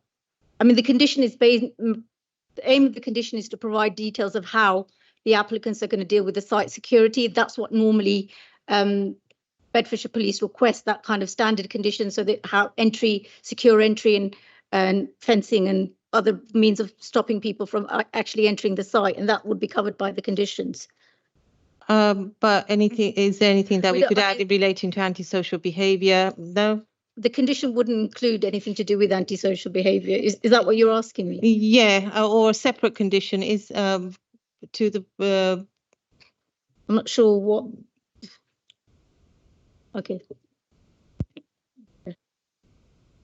Hi, Sandra Richardson, planning officer. Yeah, we can't control antisocial behaviour, so we have to look at measures to put in place that will help deal with that. So one of the measures will be an operation management plan, which they've provided already. Normally that would be subject of a separate condition. So the management plan would talk about how the use is operated, how they control people coming and going. Another condition might be to have the communication that everybody's been talking about. That would help in dealing with that. You can't put a condition on to deal with antisocial behaviour because anybody could do that at any time. So are you confident with the plan that you've received already in terms of, the communication? I mean, they've provided means of addressing our concerns in terms of there'll be staff there will be controlled entry into the system. Obviously, like I said, the use is different to what's operating at the moment. So the measures are there, which we feel that are acceptable in terms of helping minimise any kind of impact, antisocial behaviour, but minimising the impact of the development. And if they don't comply with one of those conditions, say for instance, can this be brought back to planning? They would be breach of that condition. So if there's a specific condition which requires them to do something and they don't do that, then they're actually in breach of that condition. So we can then take a breach of action condition action. Thank you. Okay. Any further questions? Any comments by members? I'll just quickly say, especially to members of this committee, that wherever there's an opportunity for us to visit a site to see why officers have recommended something or not, we should try and embrace it. So we've see the site for ourselves, see the reasons why they've approved or not approved. It gives an insight to members to really see.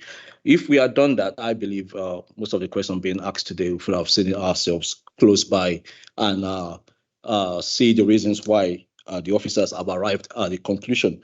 So one thing I've seen that's been mentioned, which I think should be included in the conditions which has been mentioned, a communication structure, which I think that should be really be taken on board. Thank you very much.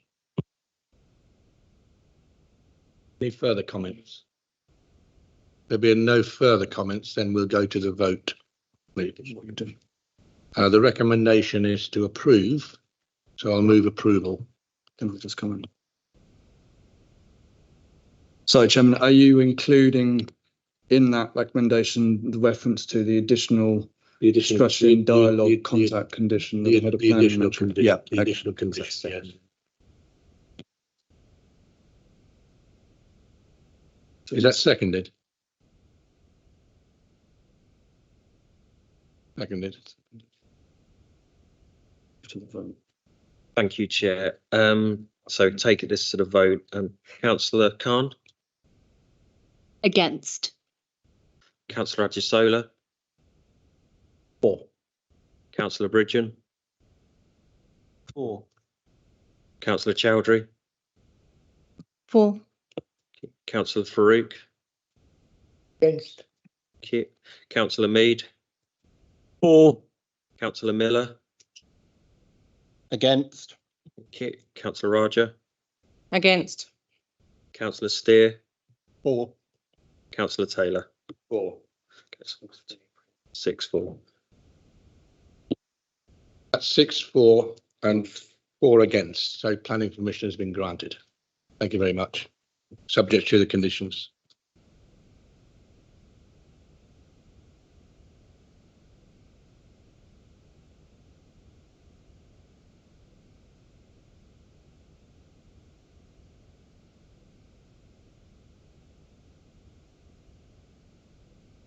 Okay, we'll have a short break now.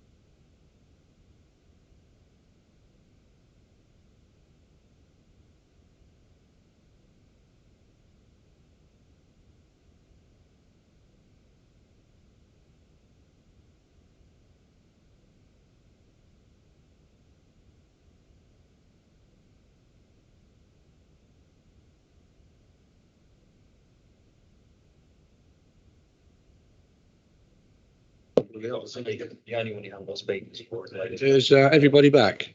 Who's any? Oh, Farouk. And I can't remember when It's Farouk. I'll go get him. Yeah. there's only one item, school, which lady is, was it called, that hasn't got speaker. But Yeah, wait, this one was Laporte's. That's just go- granted for approval anyway. So yeah, we'll do it. Well, yeah, but that's okay. Wide spoon. yeah, You're just going to do 7, 9, and 10. yeah. 7, 10, 9, because 9's got no speakers. But yeah. I won't tell them.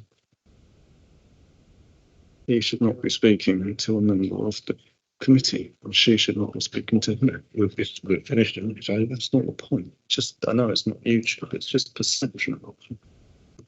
Okay, ready to reconvene. Rid of him.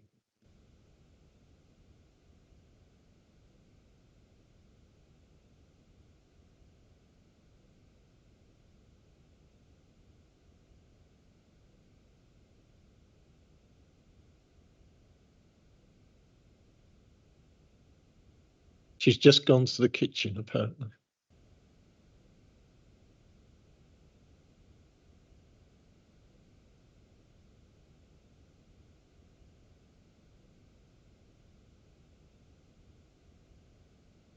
One we intend to deal with is Butterfield Green, Great Marlings, agenda item 10.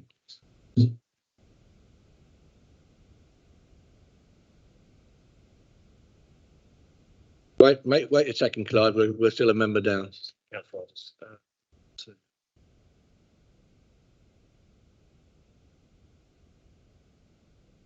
There you go.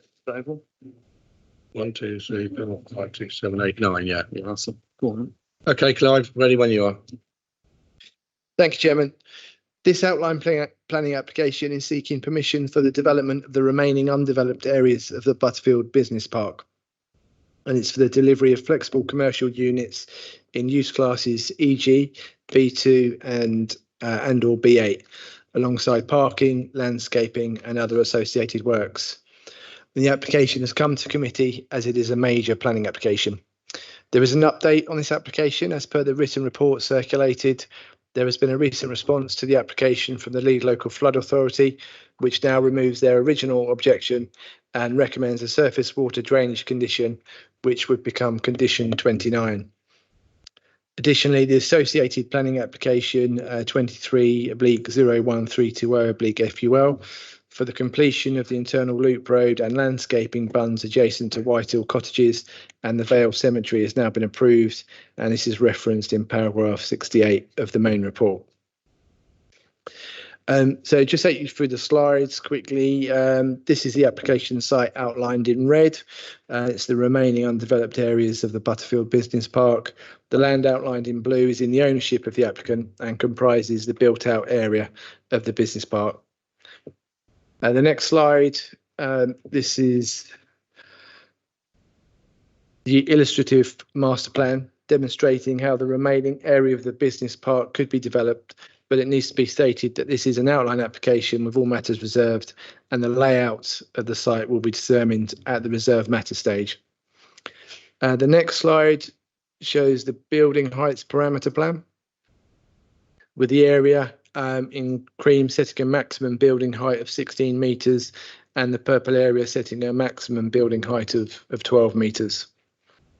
And just to finish on the slides, the next slide is a computer generated image and shows how the site could be built out as looking from across Butterfield Green Road. And the final slide demonstrates how the park could look, but looking from the north back across the site. Members will see from paragraph 38 of this item that the main planning considerations relate to the principle of development, the impact on the character and appearance of the area, the impact on neighbouring amenity, transport and parking implications, and issues relating to biodiversity, ecology and trees, sustainability, economic development and job creation, and planning obligations. The application site is identified as a strategic allocation where policy LLP 7 applies. And this policy allocates the undeveloped land at Butterfield Green for the development of high quality B1 and B2 uses compatible with the technology park concept. The policy also permits high quality B8 uses where these are compatible with the technology park concept, but these are restricted to 2 locations within the overall site, and these have now been built out as B8 uses. Policy LLP7 also requires development proposals to be accompanied by an indicative master plan to demonstrate how each plot can be delivered without prejudicing the delivery of the wider site requirements elsewhere in the policy. Policy LLP13 identifies Butterfield Green Technology Park as a strategic allocation for the delivery of high quality uses in line with policy LLP7. Whilst it is considered that the principle of the employment use of the remaining undeveloped areas of the business park site is acceptable, given the designation in the local plan, the historic outline planning permission for the whole site, and the recent grant of planning permissions for employment uses on other parts of the business park site, it is recognised that the flexible use now applied for, and which includes B8 use, would fall outside the specific B1 and B2 uses set out within policy LLP7. Accordingly, it has to be considered if there are material considerations in this instance that outweigh this policy requirement. Drawing together the material considerations set out in the committee report, it is considered that the current market demand for more flexible commercial and logistics floor space, the evidence lack of demand for bespoke office floor space, the historical nature of the technology park concept, and the importance that the national policy planning framework puts on the need for flexibility to support economic growth and productivity. These are all strong material considerations that outweigh the restrictive nature of policy LLP7 insofar as it seeks to restrict uses at the site to the high quality B1 and B2 uses. Given the assessment set out in the committee report, the principle of development and the flexible uses now proposed are considered acceptable at this site, subject to the proposal being in accordance with other policies in the local plan and all other site-specific requirements in policy LLP7 of the local plan. With regard to the impact of the proposal on the character and appearance of the area, as the application currently before members is in outline form, scale, layout and appearance are all issues that will be considered at the reserved matter stage, should outline planning permission be granted. However, the application is supported by a design code prepared by the applicant's architect, and the design code provides a design rationale for the general layout, appearance and design principles of the development. The code seeks to ensure that a high standard of built form is achieved and that consistency and quality is maintained throughout the duration of the development's phased construction. Additionally, the parameter plans would limit the heights of buildings to 12 metres adjacent to Butterfield Green Road and 16 metres elsewhere across the site. Given this, the proposed buildings are considered to be acceptable in scale and also similar in scale to existing buildings on the site, which range to a similar height as that now proposed. With the suggested conditions in relation to the design code and materials, it is considered that the development of the remaining areas of the business park can achieve the required quality of design and would have an acceptable impact on the character and appearance of the area. In terms of landscaping, the integral attention to landscaping of the scheme from the outset is a welcome feature of the overall proposal, and its detail and management can be controlled through reserved matter submissions and conditions attached to any grant of planning permission. The master plan demonstrates that the landscaping of the site can come forward in accordance with the criteria 7 of policy LLP7. In relation to the impact of the proposal on the landscape character of the area, with the landscape details to come forward through these reserved matter submissions and with conditions to control external lighting and travel plan provisions, it is considered that the proposal would have an acceptable impact in terms of landscape conservation and would protect the character, setting and natural beauty of the Chilterns Area of Outstanding Natural Beauty in accordance with policy LLP 29 of the local plan. In relation to the impact on neighbouring amenity, the report sets out with the relevant conditions in relation to lighting and noise, it is considered that the operational impacts of the proposed development would be suitably controlled. Given this, it's considered that criteria 11 of policy LLP7 can be complied with. In relation to access, highway and parking implications, the Highway Authority has raised no issue with the current proposal, subject to the conditions as set out in the report. The proposed level of car parking for each plot will be determined at the reserve matter stage, but the Highway Authority has stated that the indicative levels are acceptable and there should be a degree of flexibility in the design to reduce the provision if it proves not to be needed. In any regard, parking provision will be required to comply with the maximum car parking standards set out in the local plan, and this can be controlled at the reserve matter stage. In relation to cycle parking, the council does not have minimum cycle parking standards for B use classes, but states that non-residential developments attracting significant numbers should be agreed with the council. The Highway Authority consider the proposed level of cycle parking is acceptable, however state that there should be scope to increase the level of provision if demand at each plot requires it, and this can be achieved by reviewing the unit-specific travel plans. Drawing these issues together, the proposal is considered to comply with the remaining part of criterion I of Policy LLP 14, in that it would not result in unacceptable traffic implications. Additionally, the proposal would also satisfy criterion 3 of Policy LLP 14, and then in that it would be able to provide an appropriate level of parking. Finally, utilising the existing access onto the A505 Hitchin Road for all traffic, the proposal would connect directly with the strategic highway network in accordance with Policy LLP 13 of the local plan. In relation to biodiversity and ecology, the proposal would be able to proceed without adversely harming any existing habitats or protected species, and can also provide ecological enhancements with the introduction of wildflower seed mix and the installation of bird and bat boxes. Therefore, the proposal is considered to accord with the principle of Policy LLP 28 of the local plan to protect biodiversity. With regard to trees, the report concludes that all the significant and important trees on the site can be retained, and the indicative master plan has been designed to incorporate these trees into the wider site layout. And it's possible to provide the industrial and commercial units on the site without any significant conflict. Some cutting back and minor tree removal would be required, but no significant trees would be affected, and replacement planting can be secured through the landscaping reserve matters details and the condition.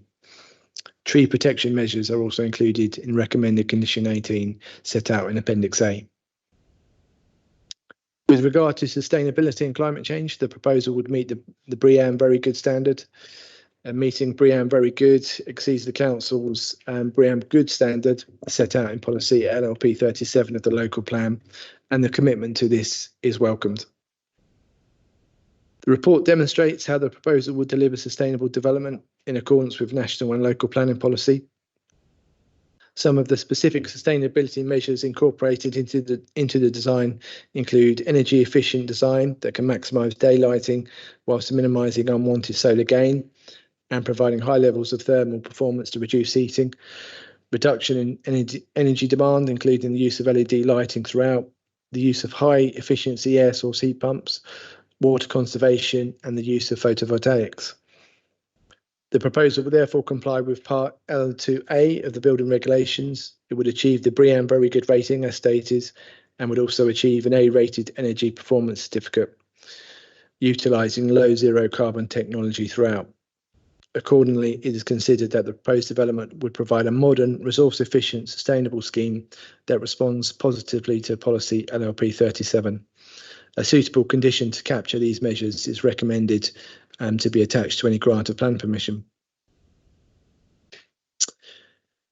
Given the flexible nature of the uses now applied for, which would be in the range of the EG, B2 or B8 of the use classes order, it is difficult to predict how many job opportunities would be created, either directly or indirectly from the proposed development. What can be said, however, is that the proposals will provide high-quality, flexible commercial development that would assist in meeting needs of existing businesses in the borough and deliver tangible investment in the economic development of the borough. And this is a point reiterated by the Council's Economic Development team in their response to the planning application. The proposed development would also generate and sustain direct employment opportunities in the construction sector during the development's construction phase, whilst also supporting indirect employment opportunities through the supply chain. As such, the proposed development will support regeneration in the local area and positively contribute to economic activity across the council in a variety of sectors. These significant economic benefits are strong material considerations that weigh in favour of the application and also accord with policy LLP 13 of the local plan, which supports the delivery of sustainable economic growth. Finally, in relation to planning obligations, a local labour, goods and services requirement is to be included both for the construction and operation of the development in any accompanying Section 106 agreement. So in conclusion, the report demonstrates that the proposal is acceptable in principle. Although permission is sought for a wider range of uses at the site than is set out in policy LLP 7 of the local plan, in this instance, more weight is attached to the recently revised National Planning Policy Framework, which seeks to support economic growth, and to the evidenced market demand. Additionally, circumstances are materially different now to when the technology park concept was first considered back in the 1997 Borough of Luton local plan. And for these reasons, the wider range of uses for the site now proposed is considered acceptable. The proposal has been demonstrated to meet the other policy requirements of policy LLP 7 of the local plan, and the proposal meets the policy requirement of policy LLP 13 for warehousing to be well connected to the strategic highway network via the A505. The current proposal would bring forward the remaining undeveloped areas of the Butterfield Business Park site and would provide significant employment generation and economic growth. Additionally, the design code would guide the reserved matters applications to ensure the suitable design of buildings and their relevant plot, and would ensure the high quality design principles of the local plan would be adhered to in the reserved matters submissions. Accordingly, the impact of the proposal on the character and appearance of the area would be acceptable, as would the impact on the children's area of outstanding natural beauty.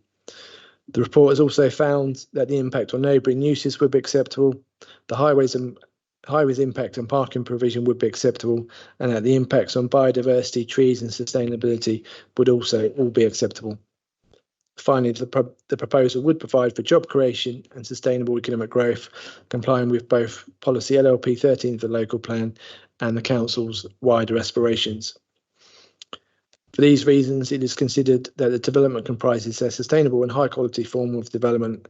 On this basis, it is recommended that planning permission is granted, subject to the conditions set out in the report, the additional conditions set out in the update report, and the completion of a Section 106 agreement as per the heads of terms set out in the report.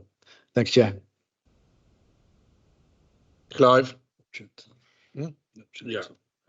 Julie Stevens, the objector, you want to come forward, please? Oh, it's took so long, but we did have some business before this one, as you're probably aware. That's up to 5 minutes to speak. And members may have some questions. Good evening, everyone. My name's Julie Stevens. Whitehill Cottages have been situated on Butterfield Green Road for over 100 years. The field directly behind our cottage is considered by Luton Borough Council, the Crown Estate and Henry Boot Developments a prime location for erecting huge industrial buildings. To us, this is where we live. We have already endured over 4 years of horrendous noise associated with this development. Imagine your complaints of a noise issue being ignored by Henry Boot Developments. Imagine hearing lorries entering and leaving premises day and night. Imagine hearing reverse bleepers. This includes white noise bleepers, day and night. Imagine not being able to have doors and windows open to your property. Imagine being woken from sleeping night after night. Imagine not being able to relax in your garden on a summer's evening as this noise continues for hours at a time. Imagine hearing the workforce shouting and banging as they carry out their work duties day and night. Imagine being so badly affected by the constant noise of this nature, you have to seek professional help from your GP. This noise has affected our health and well-being. This is the daily reality for us living at Whitehill Cottages. The building of more huge industrial units even closer to our home will bring more industrial noise to affect us further. In Henry Boot's noise survey carried out in 2018, it states White Hill cottages would not be affected by noise. Our ongoing experiences totally contradicts this survey. No noise survey can truly represent the nature of this industrial noise on residential properties. This has already been proven. We have already employed an environmental solicitor and complained to the Traffic Commissioner, who called for a public inquiry. We withdrew our complaint as the company in question have liaised with our solicitor and taken steps to limit the noise issue at a financial expense to themselves. We are yet to see the full impact of their working changes, but we expect to hear the benefits of these by April this year, as agreed by this company. We have the legal right to have peaceful enjoyment of our home and garden. We will not hesitate to engage our environmental solicitor and complain to the Traffic Commissioner again if the need arises. When making your decision tonight, please think of the residents of Butterfield Green Road. This is just not an open field. This is a residential area and where we live. Thank you. Very much. Any questions to the objector? No. Okay, we'll go to the applicants. Was it James Cogan, Jonathan Boddington? And you've heard what the objector said. If you may want to respond. Okay. Same 5 minutes, whenever you're ready. Thank you, Chair. My name is James Cogan and I'm an associate at Knight Frank, and I'm here this evening on behalf of Henry Boot Developments as their planning agent. I'm joined by Jonathan Boddington from Henry Boot Developments and my colleague Lucy Elmer, who is online and can chip in if needed to answer questions. Since 2015, Henry Boot Developments have delivered 17 commercial units at Butterfield, delivering the council's long-held ambition to create a high-quality employment development at Butterfield Business Park. HBD have provided over 30,000 square metres of floor space, with units ranging between 3,000 and 85,000 square feet. This mix of units responds directly to the needs of existing Luton businesses and businesses which Luton have attracted to the borough since. This includes the Scholl Group, who have recently moved into the site in the building in the north-east corner and currently employ over 110 people. The outline planning application before you this evening follows extensive pre-application discussions with your officers and will deliver the remainder of the Butterfield Business Park, providing up to 42,000 square metres of high-quality, flexible employment floor space. The proposals will ensure, therefore, that Butterfield Business Park will continue to meet the needs of existing businesses of Luton and attract new businesses to Luton, building on the success as demonstrated within the existing park. Key to the success is providing flexibility, as outlined by officers this evening, so Butterfield can respond to changing business needs and the changing economic situation more nationally. The need for this flexibility has been particularly evident since the COVID-19 pandemic and is reflected in government guidance outlining the need to allow adaptability and change to meet this changing economic need. The majority of inquiries that HBD have received in relation to Butterfield Business Park have indeed been from businesses requiring high quality, flexible B2 or B8 floor space. This also reflects the inquiries which have been made directly to Luton Borough Council Economic Development Team, where, again, the majority of inquiries are for B8 floor space and flexible B2, B8 floor space. Coupled with this flexibility, the proposals will provide high quality, modern, sustainable employment floor space in an existing, well-managed and successful business park in Luton. The application reflects HBD's significant investment in Luton since 2015, and indeed their confidence in the economic growth that Luton can expect over the coming years. As recognised by your officers, the delivery of flexible floor space at Butterfield is key to meeting the council's own ambitions for economic growth in the coming years in Luton, and equally importantly, obviously, to secure high quality job opportunities for its residents. In conclusion, the proposals will build on the success of Butterfield Business Park and bring further investment and job opportunities to Luton. We therefore kindly request that you support your officers' recommendations and support and approve this application this evening. Thank you.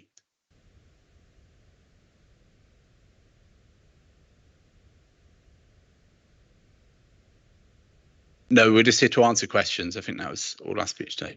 Thanks, Chair.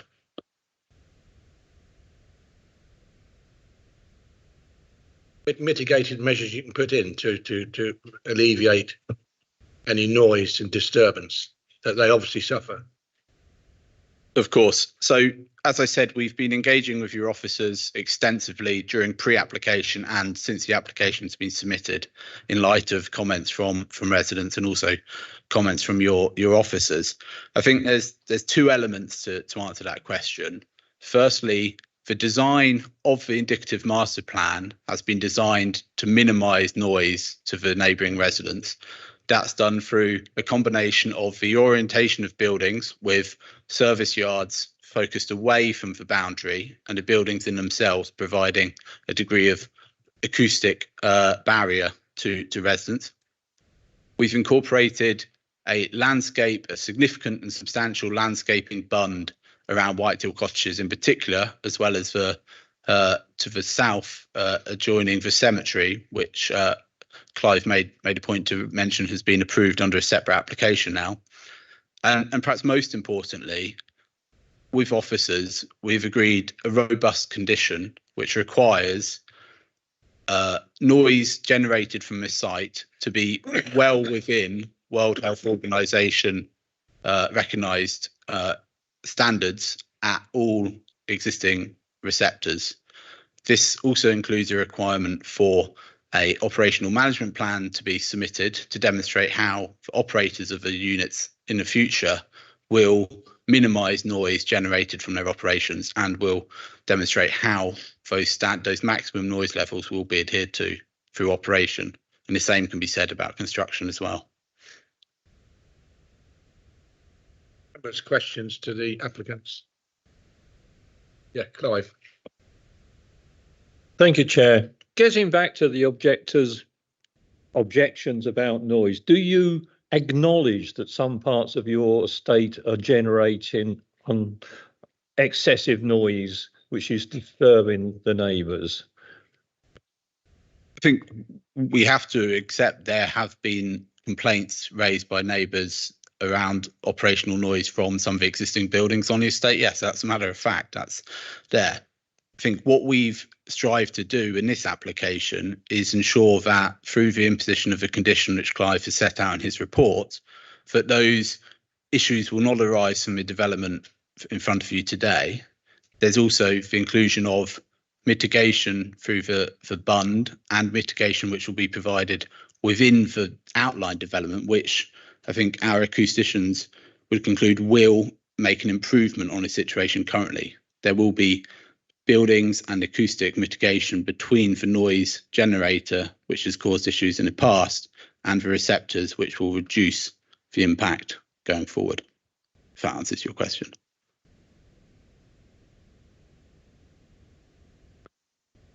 I don't think you've really answered my question.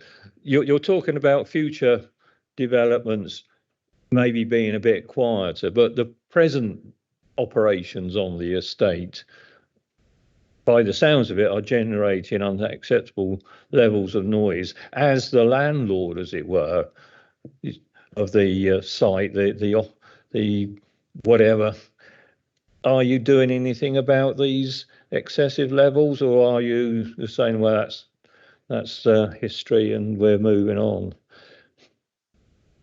I think two ways to respond, if you don't mind. Firstly, casting back to what the objector said, there have been fruitful discussions with the operator of that plot. Hopefully those commitments they've made will alleviate the problems which they've experienced in the past. The noise associated, we understand the complaints is mainly operational, and that's operations associated by the operations undertaken by the operator. The current application includes a condition which wasn't included in the previous application, which will make sure this issue isn't continued into the future under the outline planning application. So we're doing all we can with officers to ensure the issue is mitigated and addressed and isn't something which residents would experience going forward.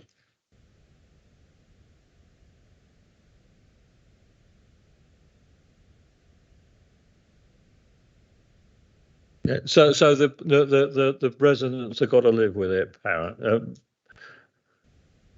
No, I don't think that's what I said. I said residents have had discussions with the operator of the site, and as we heard this evening, there have been commitments from the operator of the site to address the concerns of residents. That is something which the residents has flagged this evening themselves.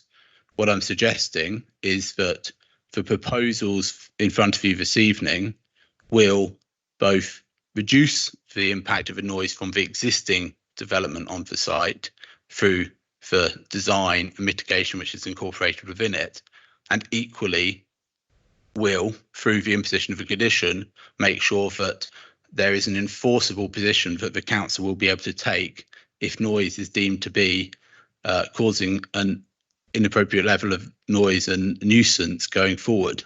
And that condition didn't exist on the previous consent. It will exist going forward, which gives the council and residents more control over addressing any nuisance caused in the future.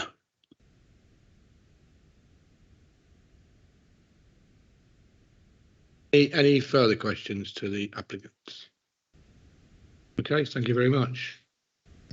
So we go on questions to the planning officer. Questions to Clive. Francis first. Are there any restrictions on vehicle movements in the site? You get that? Restriction on vehicle movements. There's no existing restriction on vehicle movements and none proposed through this application.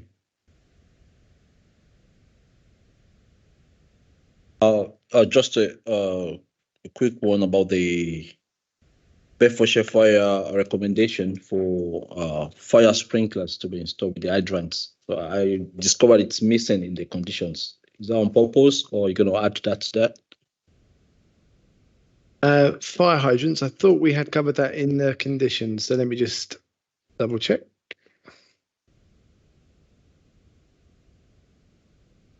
Yeah, it should be condition 23.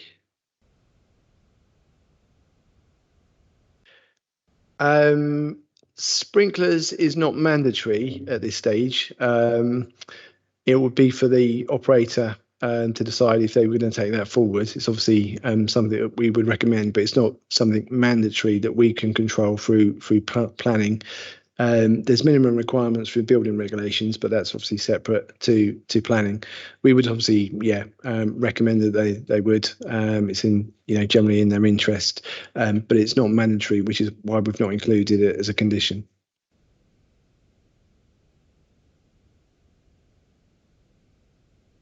Thanks, Chair. Just to check my understanding, really. So this is an outline application. There's lots of reserved matters, but some that are perhaps quite significant and of concern to me. I'd just like to check whether these would come back to committee or whether they'd be subject to delegated authority. So these would be things like sort of nature of the businesses that would likely be occupying the buildings, because obviously that would have an impact on environment, traffic and job opportunity types. Details of vehicle movements, so perhaps a travel plan and details of vehicle movements, where there'll be any storage outside the buildings, things like storage and collection of refuse, and probably more importantly, most importantly, noise management plans. So would these reserved matters, would they come back to committee or would they be delegated authority? And if they're delegated authority, would it be possible to amend add a condition that they do come back to committee? Because I think they're quite important things that I'd like to review. Yeah, thanks, Councillor. Yeah, so this is an outline application with all matters reserved. Under the revised scheme of delegation, we don't have to bring reserved matters to committee. We have delegated powers to make a decision on reserved matters. But if members were concerned around that, they could put forward a motion tonight. What we would have to be careful is, because there could be varying amounts of reserved matters relating to many different things. Obviously, there could be landscaping details that wouldn't necessarily be so important perhaps for members to see. But perhaps some of the plots near the residential units, I could understand if members had a concern and wanted to see the details around that. So I think it'd be members to decide if they felt that they would need that surety to be able to make a decision on this application before them. Thank you. If I may, I think certainly sort of see the matters that I've raised, just then. I think they're things that I would personally like to see come back. So when the time comes, I'd probably want to move a motion that those do come back to committee, if there's a seconder at the time. Other questions? Any comments? There being no comments, then we'll go to your motion to as regards. Thanks, Chair. So I'd like to move a motion that the currently reserved matters covering the nature of the business of the occupiers, details of vehicle movements, storage outside buildings, storage and collection of refuse, and noise management matters that come back to committee.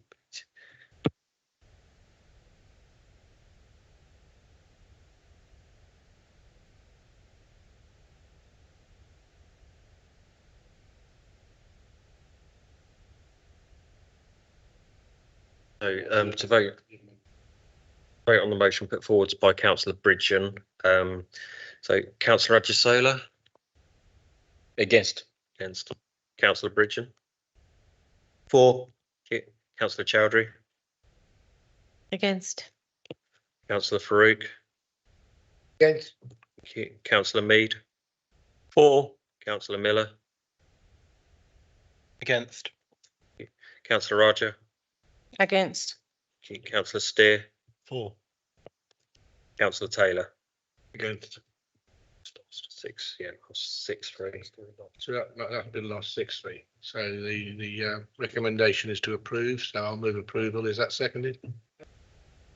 For the additional conditions, was that? Oh, the right one. Yep. Thank you, Chair. Councillor Ajisola. For. Councillor Bridgen. Against. Councillor Chowdhury. For. Councillor Farouk. Councillor Mead. Against. Councillor Miller. For. Councillor Raja. For. Councillor Steer. For. Councillor Taylor.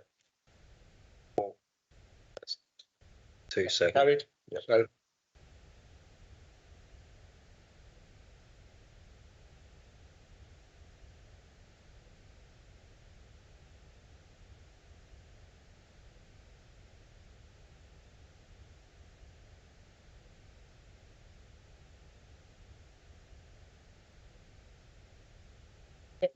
yeah, next agenda item 7, land east of Aldi. And we've got the applicants. Are they present? Where? Oh, I can't. Where are they? Behind that. Oh, they're hiding. Yeah, Luton's winning 1-0.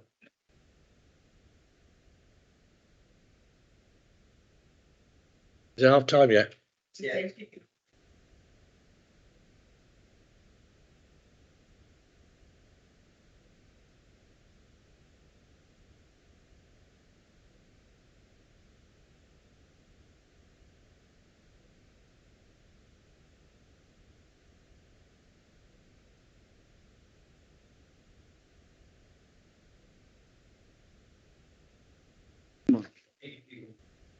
Okay, let's get back to business now. It's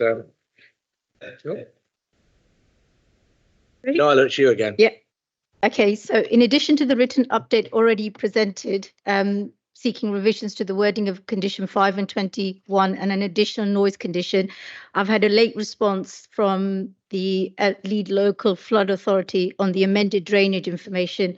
They've requested that the following conditions be imposed. So there's 2 additional conditions. The first one, the surface water drainage scheme shall be constructed and maintained in full accordance with the drainage technical note as submitted, and it's reference 496 BGL XX XXTN X 00001 dated 17/1/24.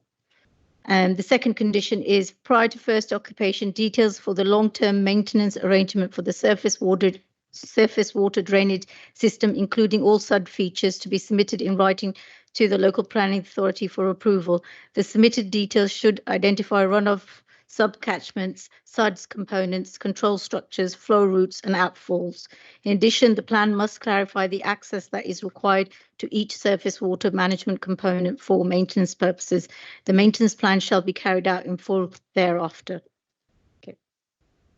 The application site is located within an existing industrial estate, which is on the northeast side of Dalla Road.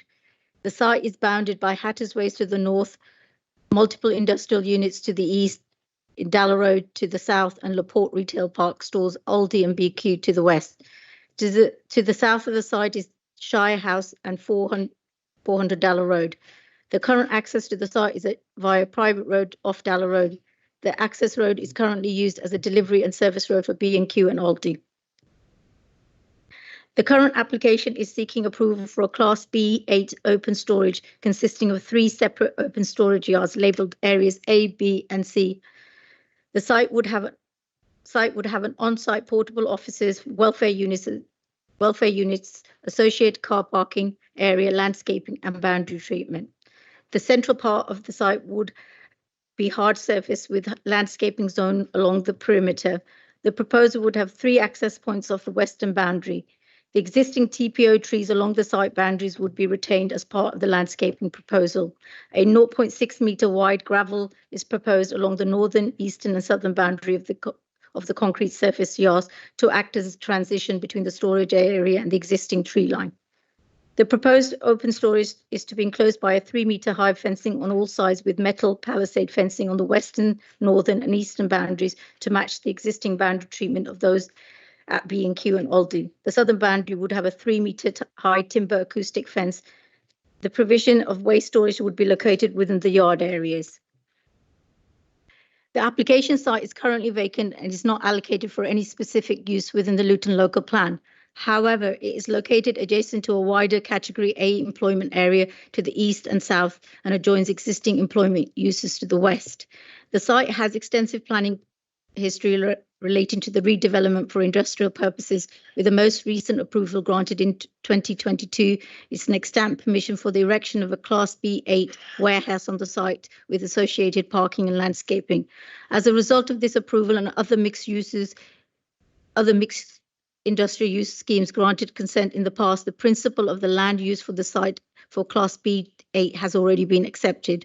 The proposal would also support local economy through the provision of maximum of 21 full-time employment jobs, thus increasing the spending in the local area. The scheme is considered to comply with the objectives of policy LLP1, LLP13 and LLP14 of the Luton local plan, and therefore the principle of the development is considered acceptable.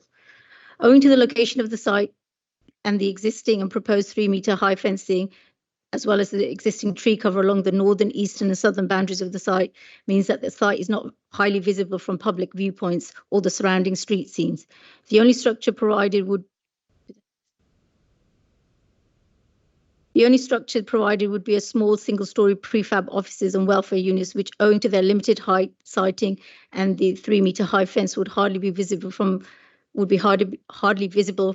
the only vantage point to the site, which is the car park of Laporte Retail Park. In terms of the impact on the character of the area, the proposed Class B8 use would not be at odds with the surrounding industrial uses within Laporte Retail Park and the wider established commercial industrial character of the surrounding area. As a result, the proposal would have no adverse effect on the appearance or character of the surrounding area. In terms of the effect on the amenities of the adjoining occupiers, the application site is located within a well-established employment area surrounded mainly by commercial and industrial uses where a degree of noise and disturbance is to be expected. The impact on the commercial and industrial uses is not considered to be material or harmful. Although there are no residential properties within the immediate vicinity of the site, it is noted that the former 3-story office building to the south of the site, known as Shire House at 400 Darlow Road, has been unlawfully converted to 109 residential units and is subject to an enforcement action and a current appeal. The Environmental Protection Officer raised concerns in terms of the potential impact of the development on this unauthorized residential use. However, it is considered unreasonable to give weight to the impact of the proposal on this use, given the use is unauthorized and subject to enforcement action. Notwithstanding this, the applicants have proposed a 3-meter-high acoustic fence to be erected along the southern boundary to mitigate any noise impact. A noise management plan condition has also been imposed to further mitigate any impact.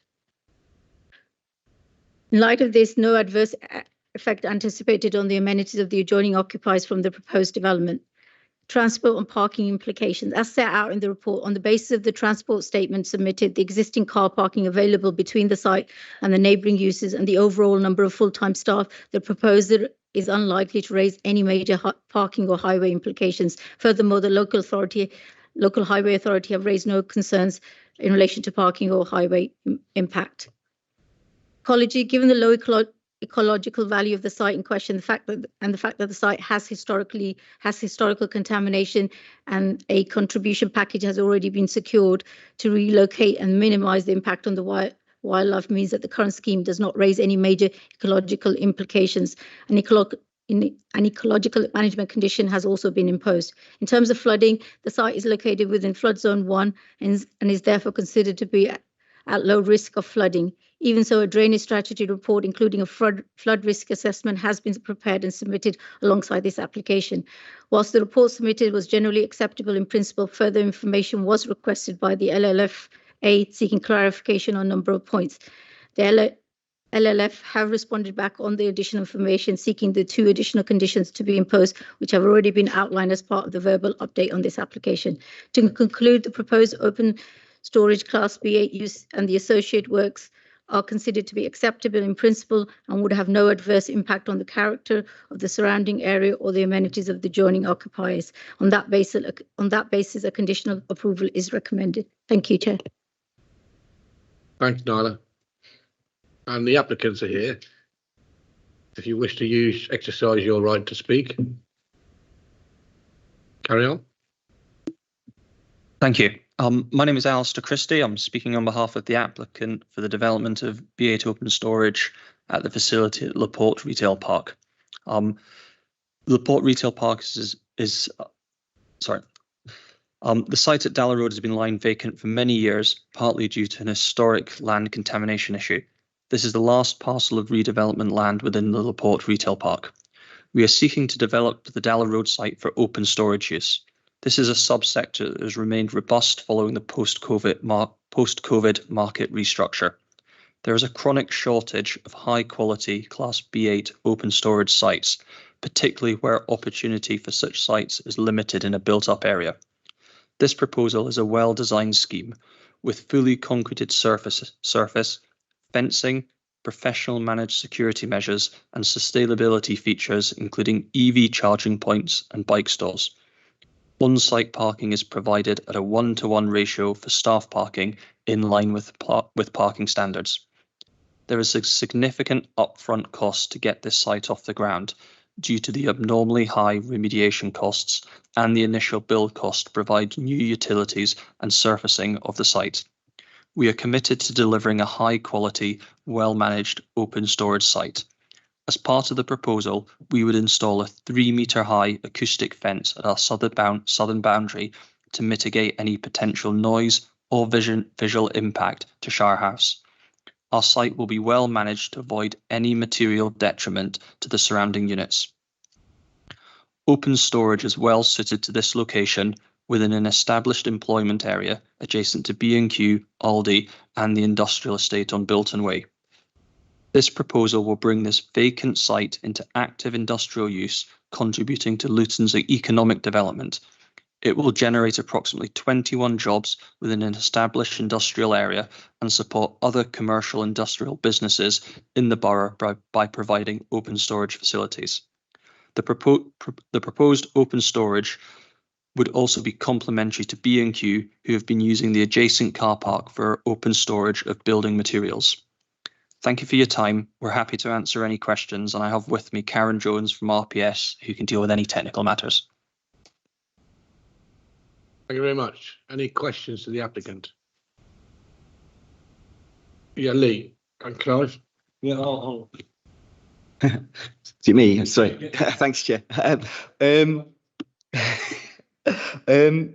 So you also mentioned that in addition to this planning application, there's an existing planning application for redevelopment. So I just wanted to check, your long-term plan. Is this your long-term plan for the land, the open storage, or is it a temporary measure? Yeah, you're correct. There's a former historic planning application for a B8 trade counter, but I think we've all realised what's happened in the world in the last sort of 24 to 48 months, financially, build costs, yields, also occupier demand. So after our thorough analysis, that use was just not viable. So rather than the site sit there and continue to sit there vacant, particularly with the contamination under the ground, we want to commit to dealing with that contamination. And the best way to deal with the contamination is remediation. And we need to do that through generating a viable economic use. So what we have to do now is put the open storage use in place, obviously get a tenant on board. Once we've got a tenant on board with a reasonable covenant, we can see what happens in the future. I don't have a crystal ball, so I can't tell you at which point the alternative might be viable. But it's important for now we deal with the contamination and we actually create some jobs.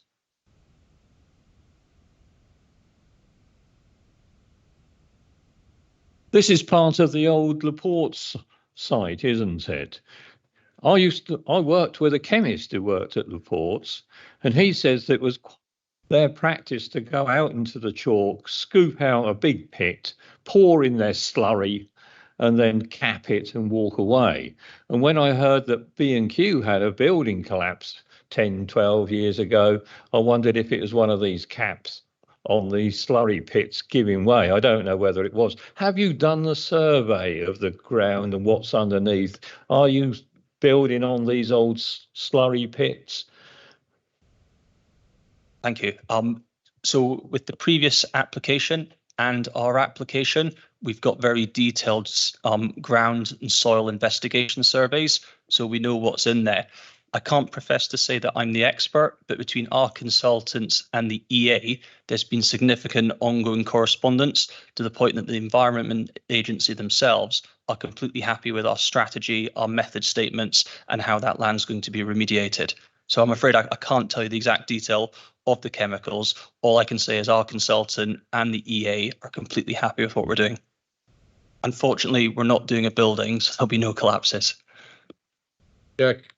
Going to make the comment, beware of buildings collapse, the ground opening up and swallowing you up. Anyway, good luck. Well, Clive, I've got first-hand knowledge of the site because my first job was an apprentice chemical engineer at Laporte's Chemicals, and part of that was dumping the stuff just outside of the fence. Well, we know who to come and see then. I plead guilty. I'm responsible for most of that, well, some of that pollution on that site because I did it. We'll send you the bill.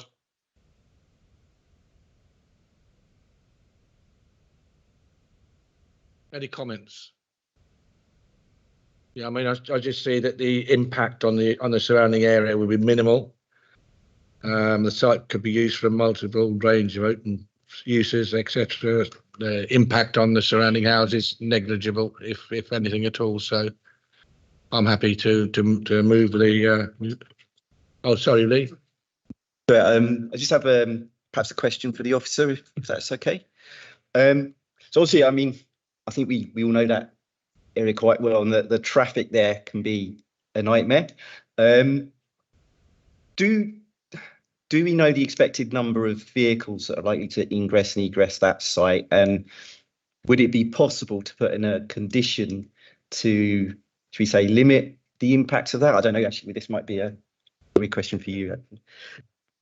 We did have a transport statement, I think, as part of this application rather than a full assessment. And there's also the extent permission. I think traffic movements are going to be negligible, really, in terms of the congestion. I accept it is not a nice place to try and travel at certain times of the day, but this site's not going to make any great difference to that. As regards condition, I think that's a matter for planning officers. Again, there's nothing to condition.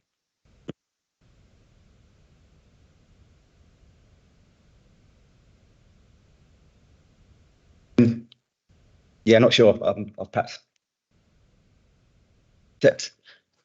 accept your guidance on that if you think it's going to be negligible.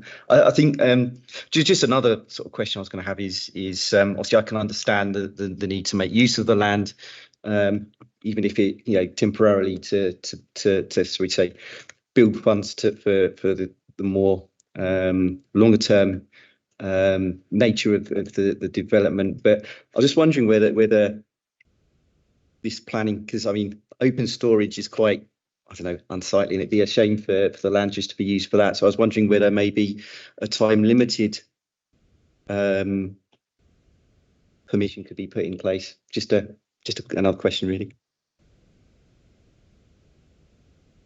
To you, or I don't know whether it's something that Stephen or Sonny, whoever can answer.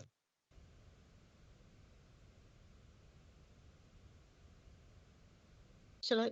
Okay, I think it's down to temporary permission was something that we did discuss with the applicant, but as the applicant has stated, given what's going to be involved in terms of the costs, and again, from the planning point of view, it meets all the requirements. So there isn't anything in planning terms to say that we should be granting a temporary, because it land use is in keeping with what's there. It's not going to have any impact on the surrounding uses.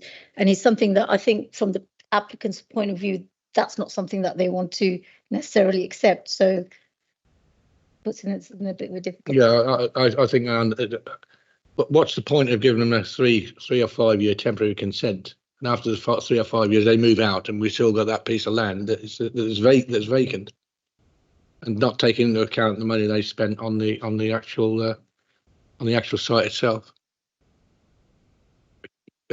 Stuart. Thank you. Just 2 quick questions for the officers. So paragraph 11 obviously talks about it being used as an open storage area. I assume there's going to be limitations on what can be stored there, i.e. making sure there's not a pollutant stored there which could further pollute the ground. So that's the first question. Secondly, paragraph 30 places a 3 metre limitation on the height of any storage material. As it's been mentioned in paragraph 11, there could be HGVs, trailers and coaches stored, maybe short term, maybe long term. I'm not particularly sure. Under UK law, any road going vehicle can have a maximum height of 4.95 metres. Is there going to be a limitation on the size of vehicles as well as building materials? I think that's more for like building materials type of thing. So, we don't want piles and piles of stuff going up. So I think that height restriction, maybe reword it more to do with the building materials. And obviously it was placed there though, so people don't see over the fence and see the building material, I assume. Sorry? I assume it was the condition was placed. Yeah. The condition was placed there so people can't see over the fence for the building material. Now, obviously, if you've got 30, 40 HGVs parked up there, it's still going to cause quite an eyesore. So my sort of question is there going to be a limitation on vehicles as well? Height limit. Well, I mean, at this moment, we don't know what the end users are going to be. So I suppose we can look at that condition. But I think I'd add to that it's also adjacent to B&Q's loading dock, which is where their HGVs park. So any condition on the height inside the fence would have to be cognizant of the fact that B&Q's vehicles are parking on the outside and they may exceed that. So it's a tricky one to to look at any further. I will just add, I'm not sure, completely not sure on this, but B&Q, I'm not sure if they actually park their vehicles there overnight. I don't know whether, I wouldn't say they park them there, but it's where their loading dock is. So vehicles are waiting there while they're going in. And quite often we've been at site and there's been 2 or 3 deliveries at once, and one vehicle's parked outside, one vehicle's delivering, and then they flip round. So quite often there are vehicles there, whether you'd say they're parking or waiting, hard to argue. And obviously the question before about storage, limiting what can be stored there, making sure toxic substances aren't stored there. You mean that would be done by the applicant, saying that they couldn't store anything there like that without licensing or whatever? Yeah. But you won't be storing dynamite or anything like that, would you? That certainly wouldn't be for open storage anyway. Clive. Thank you, Chair. Question for the officer. Is this site quite close to the busway? Yeah, Hattersway's at the rear of it. Yeah, but I was thinking if it's close to if the busway is running close to the site, is it worth thinking about putting a bus stop on the busway so anybody using the site could get to work using the busway? I'm there for what I call the B&Q bus stop. Okay. There's a stop there, both ways, very, very, very close. If you go on the busway to B&Q, and the stop right as close as they can get to B&Q, you can actually come. Yeah, come up the steps. The steps, yeah. Any further questions? The report actually says it's 2.9 miles away from the I know, busway, sorry. which is things very Yeah. Yeah. I was obviously having a bad day writing that report. I can guarantee it's certainly not 2.9 miles away from the busway. 3 meters. So, yeah, sorry, I don't mean to pick holes in report. Okay, any further questions? Any comments? There being no questions or comments, then the resolution is to approve, so I'll move approval. Seconded, Farouk. And the vote, right. Thank you, Chair. So Councillor Ajisola. 4. Councillor Bridgen. 4. Councillor Chowdhury. 4. Councillor Farouk. Councillor Mead. 4. Councillor Miller. 4. Councillor Raja. 4. Councillor Steer. 4. Councillor Taylor. 4. That's agreed, Chair. That union, so the planning permission has been granted, subject to those conditions. So we go on the last one tonight, which is the ladies in the world of skill. That's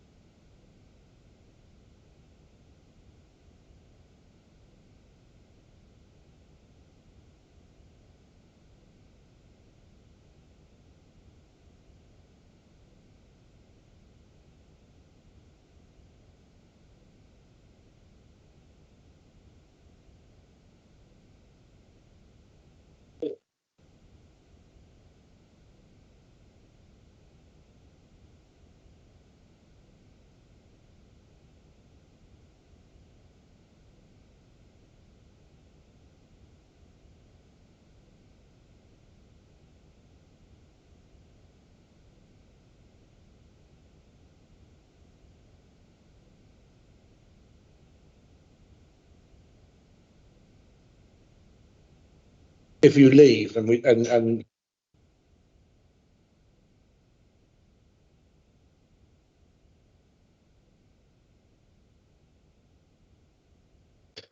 Thanks, Chair. This is an application at Ladies Ear, Verner School, Negrave, Strangers Way. So just as per the update sheet, the full address is Ladies Ear, Verner School, Strangers Way, Leagrave. There are a few amendments proposed to the recommendation to bring it in line with our usual recommendation, and also conditions 5 and 6. Just in terms of background information, outside of the planning application process, the local highways authority and local education authority are considering looking at implementing a traffic exclusion zone, which will seek to address traffic safety issues raised by the Leagrave Primary School. So the application before members seeks planning permission for phase 2 of the repurposing of the Leagrave Centre to a SEN school. Phase 1 was granted planning permission last year and has been implemented. Phase 2 of the development will provide school places for an additional 88 pupils and 60 staff. This will mean a total of 128 pupils will be able to have a school place with 90 staff. The proposed development includes internal remodelling of the existing building, along with minor elevation and fenestration changes and construction of 2 new extensions, parking, play and drop-off areas.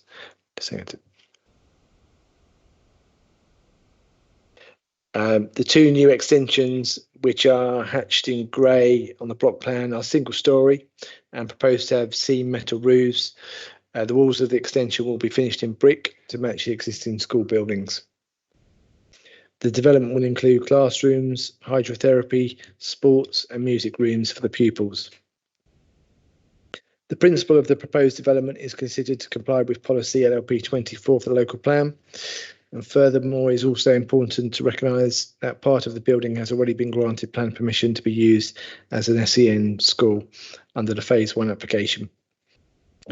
The development is considered to be of a functional design, not out of keeping with the character and appearance of the area, and the proposal will not be to the detriment of the amenity of neighbouring occupiers. With regard to the impact of the development on traffic and highways, there are no amendments proposed to the vehicular access, and works to the highway have been approved under the previous phase 1 application. This application considers only the intensification of use of the access and the local highway network associated with phase 2. The highways engineer has considered the cumulative impact of phases 1 and phase 2 on the local highway network and does not consider that the additional staff and students using the school will result in an increase in vehicle trip numbers that will be to the detriment of highway safety. Additional parking is proposed on this application for staff and no objections are raised to this. The proposed development will not increase flood risk, and biodiversity and the impact of the development on existing trees is addressed through appropriate planning conditions. It is therefore recommended that the planning application is granted. Thank you, Chair. Any questions? Clive? Thank you, Chair. Is there facilities at on the new site for the children to be brought in vehicles and not have to get out in Strangers Way itself? Because you've already got Leagrave Primary School in Strangers Way, and at picking up time, dropping off time, it gets pretty crowded. And I wondered if this is going to add to that, or are they making provisions to get the children in and out of vehicles on the actual site of the school?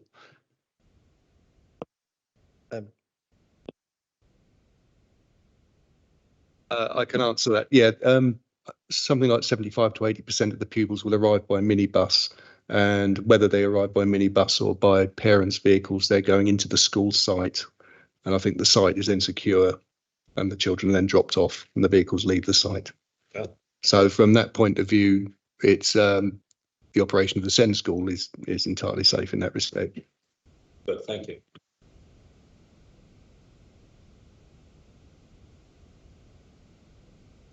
Just to the officer, I understand that a traffic exclusion order is going to be implemented by local highways.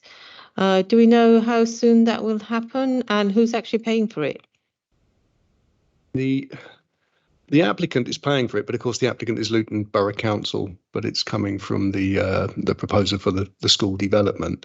I believe it's April, May time. It's going to go, I think it's going in as an experimental order. It will work for the school times. Times aren't set as yet, but it's going to be something like 8:30 until 9:30 in the morning, then in the afternoon 3 till 4-ish, something along those lines. And it will basically exclude traffic from the frontage of the schools. unless they hold a permit. Permits will be issued for free, and they'll be issued to staff and to the less mobile and to residents in that area. It is experimental. It will see how successful it is in keeping traffic away from the school frontage. Obviously, there will be implications in the surrounding area as a result of that. So it's going to be a case of monitoring it and seeing how successful it is. It'll be camera controlled, I should have said as well. So fines can be issued for those that do sneak in there. Right, thank you. Traffic exclusion zone is aimed more at Lee Grave Primary School, isn't it? Rather than this ladies here weren't a school. Zanib? Just a comment about the TZ, we've got one in my ward, in the Biscot ward, and it does work. So hopefully I think it should work for you guys as well.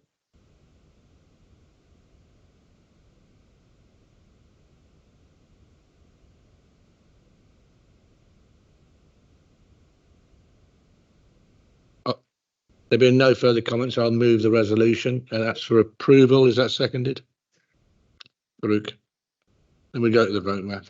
Thank you, Chair. Councillor Rajasola? 4. Councillor Bridgen? I'm here. 4. Councillor Chowdhury? 4. Councillor Farouk? Councillor Mead? 4. Councillor Raja? 4. Councillor Steer? 4. And Councillor Taylor? 4. That's carried.